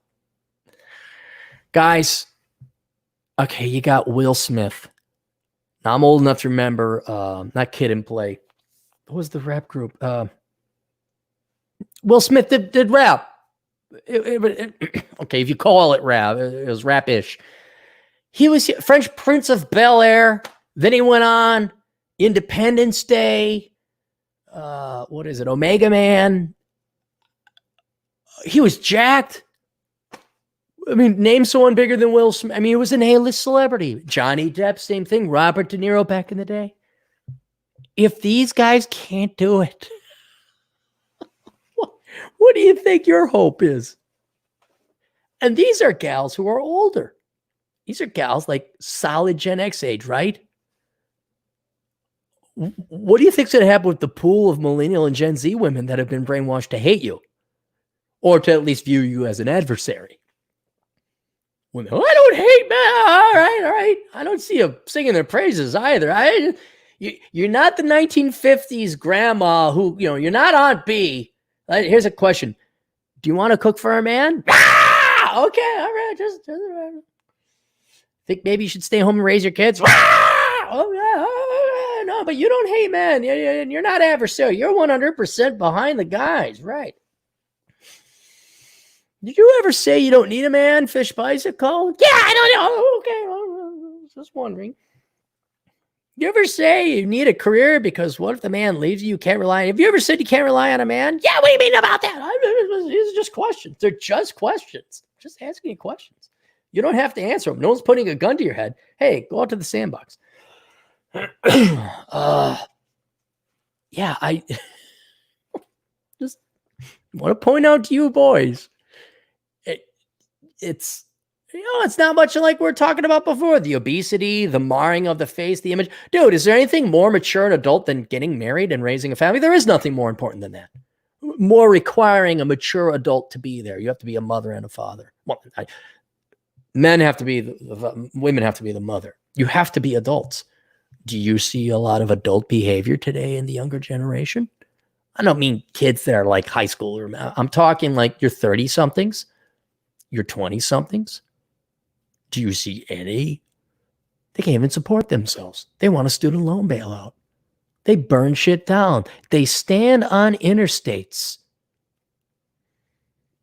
Yeah, no.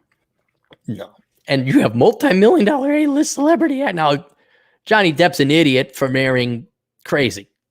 That's it. But Pinkett Smith, I don't have to talk to it about it. We get the point. Fred Larson, $5. Hungry to move, want to maintain culture, introduction of fat taxes, 26% rate obesity. Oh, that is on my list of statistics. It's on my list of statistics is obesity. It's up there. I guess Mexico has a massive obesity. I used to think, oh yeah, the thin Latinas down. Nope, guess they're fat. Guess they're huge. And the last one, Joe Jones, $5. You're not the only one dealing with douche builders. Have a drink. It's the inefficient game they play everywhere. It depends on your builder. I got a good builder now. But really the first builder I had literally says, yeah, we can build it for $320. I'm like, okay, good. And then didn't tell me that didn't include material costs. Even when I said, well, I'm going to the bank, you need $320. He's like, yep. I'm like, okay. And I'm like, that didn't include material costs? And you know what? If it comes to that, like the most important thing being your home and you can't get it built, if it's that hard, whoa, do I got a, oh no, that's not sure. I thought my sleeve had an armpit hole in it. If it's this difficult just to get housing, yeah, I guess we're renting now from hence on forward. I guess. I'm already committed to like having another place to go to outside of the United States. I have that. I'm committed to that. I may not even be here after a while. You know, not least of all for housing, but just I'm sick and tired of going outside and getting pissed off. Aren't you guys? Admittedly, with the Great and Merciful Coronachan, everything is like heightened. Your fuse has been shortened. I get that. The riots aren't helping either. Going online, constantly being reminded I'm an evil person because of my skin color and my penis. That shortens my fuse a little bit. But man, I go out and I'm like, I'm sick and tired. Even watching the handoff, I saw that 2 days ago. I saw a handoff. Daddy, that's a bad sign when there's the woman there and they're out meeting in the parking lot. There's a car and it's running and the kid runs and says, Daddy. You're like, oh, you guys aren't going together. And the kids haven't seen Daddy in a while. Dad's not coming home. Dad's picking him up, isn't he? That pisses me off. Because you fucking are ruining those kids' lives. Congratulations. Bravo. Daddy. Sorry for you, kid. I'd give you money, but your parents aren't spanking you, so it'd be wasted. Any other super chats? Are we good for the day? Are we done? Oh, Fernando. Hey, Fernando, what's up? Frank got a vasectomy and COVID from the doctor. Yeah, I had some complications. I got epidemitis. I got an infection, so I had to take antibiotics. Nothing's without risk. Is he doing all right? I hope he's doing all right. I may go back to picking up drinking. I just might do that. If I could have one, but that's always the trick. You can't always just have one. If you're going to do it fully. All right, that's it. Let's read the prayer. Everyone bow their heads. Dear Great and Merciful Coronachan, thank you for your non-sentient and zero fucks given truth. The teeth and threads that have been missing so much in the real world that are yet necessary for us to value life, acknowledge truth, and love our fellow man. May your nature continue to expose the evil and parasitic among us, the lazy and those that put themselves above all others, our slave masters who have kept us enslaved, teachers who can be replaced by YouTube, and the stupid and unprepared who ride for toilet paper when there is none. Bless us, O Great Coronachan, to reward us, specifically those of us who were smart enough to have a 1 month supply of toilet paper and who stocked up on 5.56 ammo as a matter of basic insurance policy. And may thine blessing come in the form of lower asset prices, less boomers, less traffic, cheap gas, and near-free airline flights. In thy name, Wuhan, Wuhan. Amen. No more super chats. We'll see you kids later. Toodles.